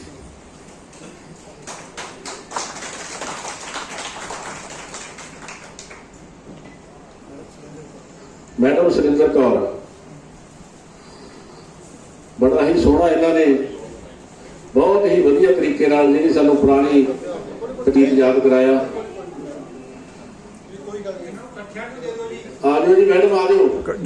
ਦੋਨੋਂ ਸੁਰਿੰਦਰ ਸਿੰਘ, ਸੁਰਿੰਦਰ ਕੌਰ, ਉਹਨਾਂ ਨੂੰ ਬੁਲਾਓ। ਉਹਨਾਂ ਦਾ ਸੁਰਿੰਦਰ ਕੌਰ ਹੈ। ਆ ਜਾਓ ਮੈਡਮ, ਤੁਸੀਂ ਸੁਰਿੰਦਰ ਪਾਰ ਕੌਰ ਵੀ ਆ ਜਾਓ। ਰੋੜਾ ਜੀ ਤੁਸੀਂ ਵੀ ਆ ਜਾਓ ਪਲੀਜ਼। ਰਜਿੰਦਰ ਸਿੰਘ ਜੀ, ਹਾਂਜੀ।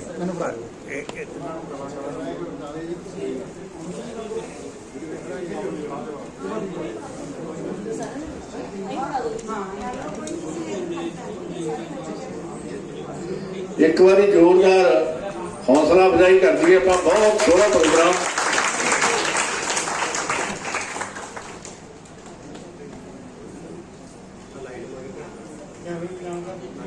ਥੋੜੀ ਜਿਹੀ ਕਰ ਦਿਓ।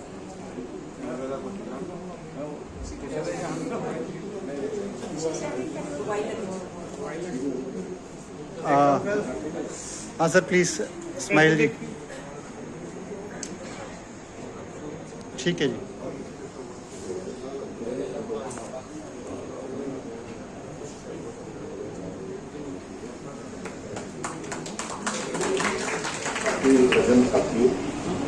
ਡਾਕਟਰ ਸਾਹਿਬ ਦਾ ਮੈਂ ਖਾਸ ਕਰਕੇ ਧੰਨਵਾਦ ਕਰਨਾ ਚਾਹੁੰਦਾ, ਜਿਨ੍ਹਾਂ ਨੇ ਬਹੁਤ ਹੀ ਵਧੀਆ ਜਾਣਕਾਰੀ ਦਿੱਤੀ ਹੈ। ਜਿਹੜੇ ਸਟਾਫ ਦੇ ਮੈਂਬਰ ਸਾਹਿਬਾਨ ਸਾਰੇ ਆਏ ਹੈ, ਉਹਨਾਂ ਦਾ ਆਪਣੇ ਐਗਜ਼ੈਕਟਿਵ ਮੈਂਬਰ ਦੇ ਵੱਲੋਂ ਸਾਰਿਆਂ ਵੱਲੋਂ ਧੰਨਵਾਦ, ਬਹੁਤ ਬਹੁਤ ਧੰਨਵਾਦ, ਜਿਨ੍ਹਾਂ ਨੇ ਆਪਦਾ ਕੀਮਤੀ ਸਮਾਂ ਕੱਢ ਕੇ ਇੱਥੇ ਸਾਨੂੰ ਜਾਣਕਾਰੀ ਦਿੱਤੀ ਹੈਗੀ।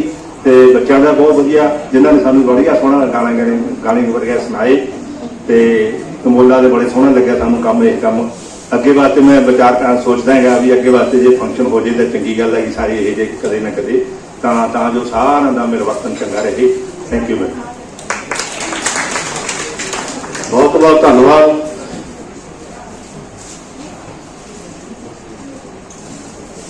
ਵਿਦਿਆ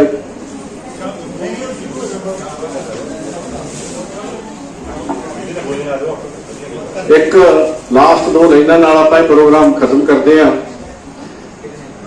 ਫੁੱਲਾਂ ਨੂੰ ਨਾ ਤੋੜਿਓ ਮੇਰੀ ਆਰਥੀ ਸਜਾਉਣ ਲਈ, ਰੁੱਖਾਂ ਨੂੰ ਨਾ ਕੱਟਿਓ ਮੇਰੀ ਚਿਤਾ ਨੂੰ ਜਲਾਉਣ ਲਈ, ਅਗਲੇ ਜਨਮ ਖੋਰੇ ਪੰਛੀ ਦਾ ਹੀ ਹੋਵੇ, ਕੋਈ ਰੁੱਖ ਤਾਂ ਬਚੇ ਮੈਨੂੰ ਆਹ ਨਾ ਬਣਾਉਣ ਲਈ। Thank you very much.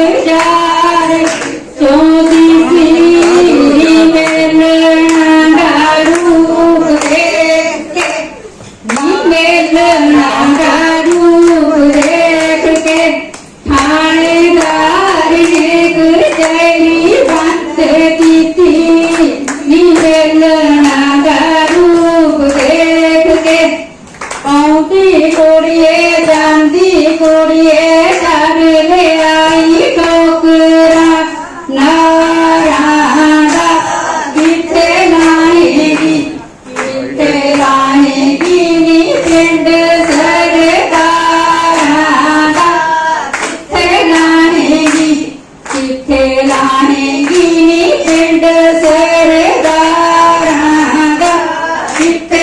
जाने जी आई बाबा नानका जाई बाबा नानका एहो जैया खुशियां ले आई बाबा नानका एहो जैया खुशियां ले आई बाबा नानका एहो जैया खुशियां ले आई बाबा नानका एहो जैया खुशियां ले आई बाबा नानका एहो जैया माइक नहीं माइक नहीं होना देगा माइक चल नहीं रहा अल्लड़ ते मटियारा नी पत्ता लेके जान खेत नू नी पत्ता लेके जान खेत नू जो पुंजा दियां डारां नचला मोरनी पंज पतासे 12 नचला मोरनी पंज पतासे 12 नचला मोरनी पंज पतासे 12 मोरनी पंज पतासे याद करांगे अच्छे दिन का तेनू याद करांगे अच्छे दिन का तेनू याद करांगे दिन का तेनू याद करांगे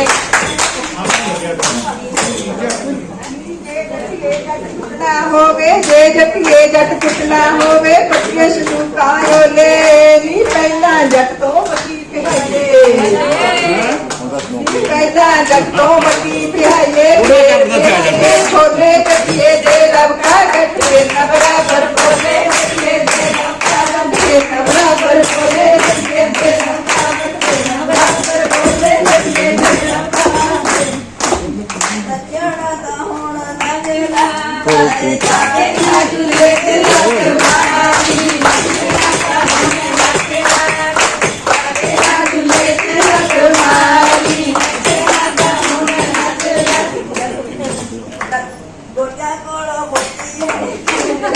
गोड्या कोरो मोटी है रे खींचना गोड्या कोरो मोटी है रे खींचना मारे ने जोड़ी रोई मारे ने जोड़ी पिंडां विचों पिंड सुनीदा पिंडां विचों पिंड सुनीदा कहारा निहारे दे दे उगल सुनीदे एक बतला एक पारा पारे नू ता ले गए मैं के बतला रे कमारा पापी नाल नितना लड़दा भर्ती होन दा मारा पापी नाल नित लड़दा भर्ती होन दा मारा पापी नाल नित लड़दा भर्ती होन दा मारा पापी नाल नित लड़दा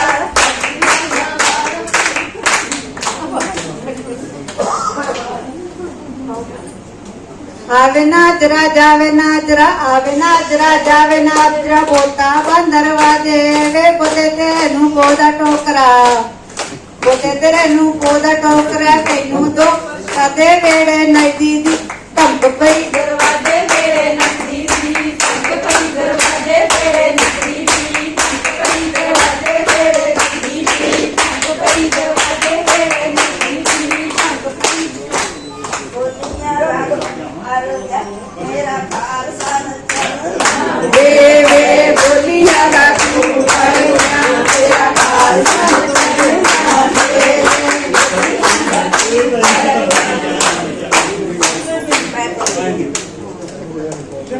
कुंड दा किते विच कम की गोरीए भी कुंड दा किते विच कम की गोरीए जा कुंड कटदी बहुती सोहणी नी जा कुंड कटदी बहुती सोहणी जा कुंड कटदी काली नी मैनू दा तू लगे शकीनण मैनू दा तू लगे शकीनण कुंड विचों अख पछाड़ी उठ के नच रैनी नच रैनी रानी के नच रैनी नच रैनी रानी के नच रैनी नच रैनी रानी के नच रैनी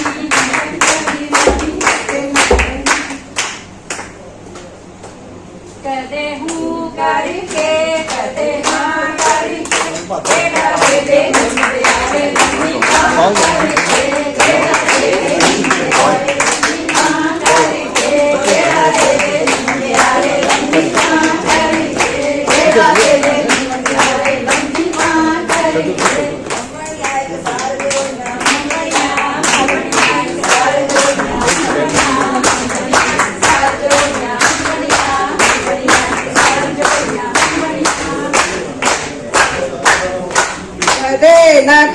तेरे खट्टे मीठे जाम नू, कदे ना खादे तेरे खट्टे मीठे जाम नू, कदे ना खादे तेरे रस बेड़े। बाबा जी राजा बाबा जी राजा बाबा जी राजा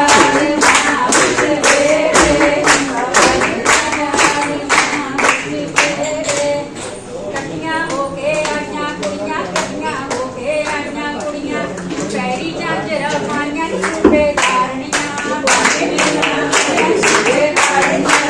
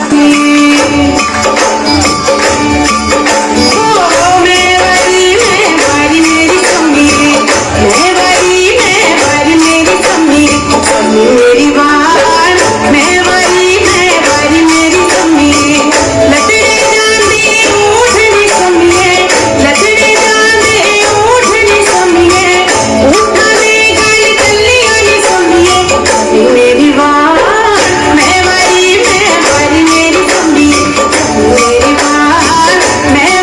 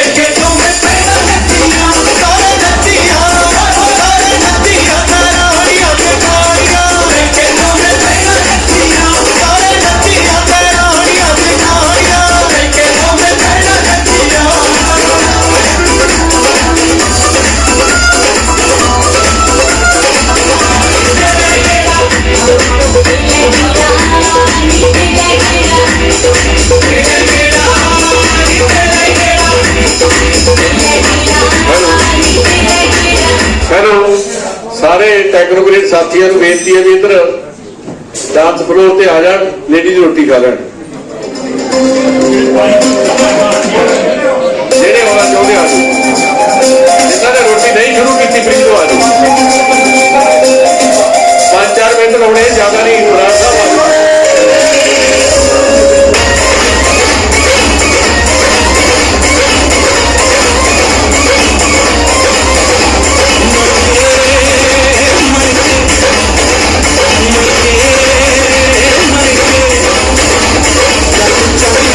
Yeah.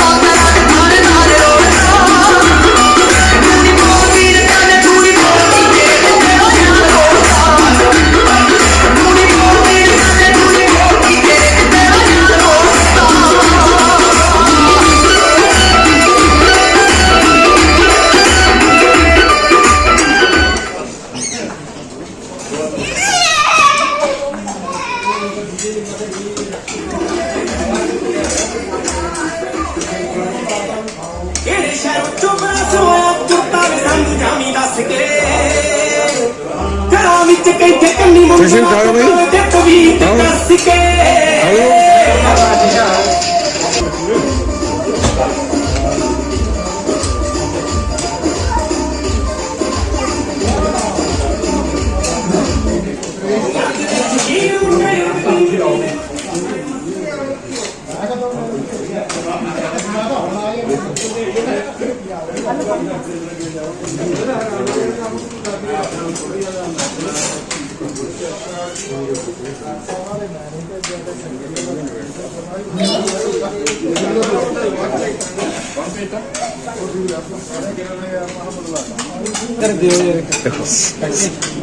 ठीक है ना ये तो चीज लेनी है आप खड़ो वहां जाओ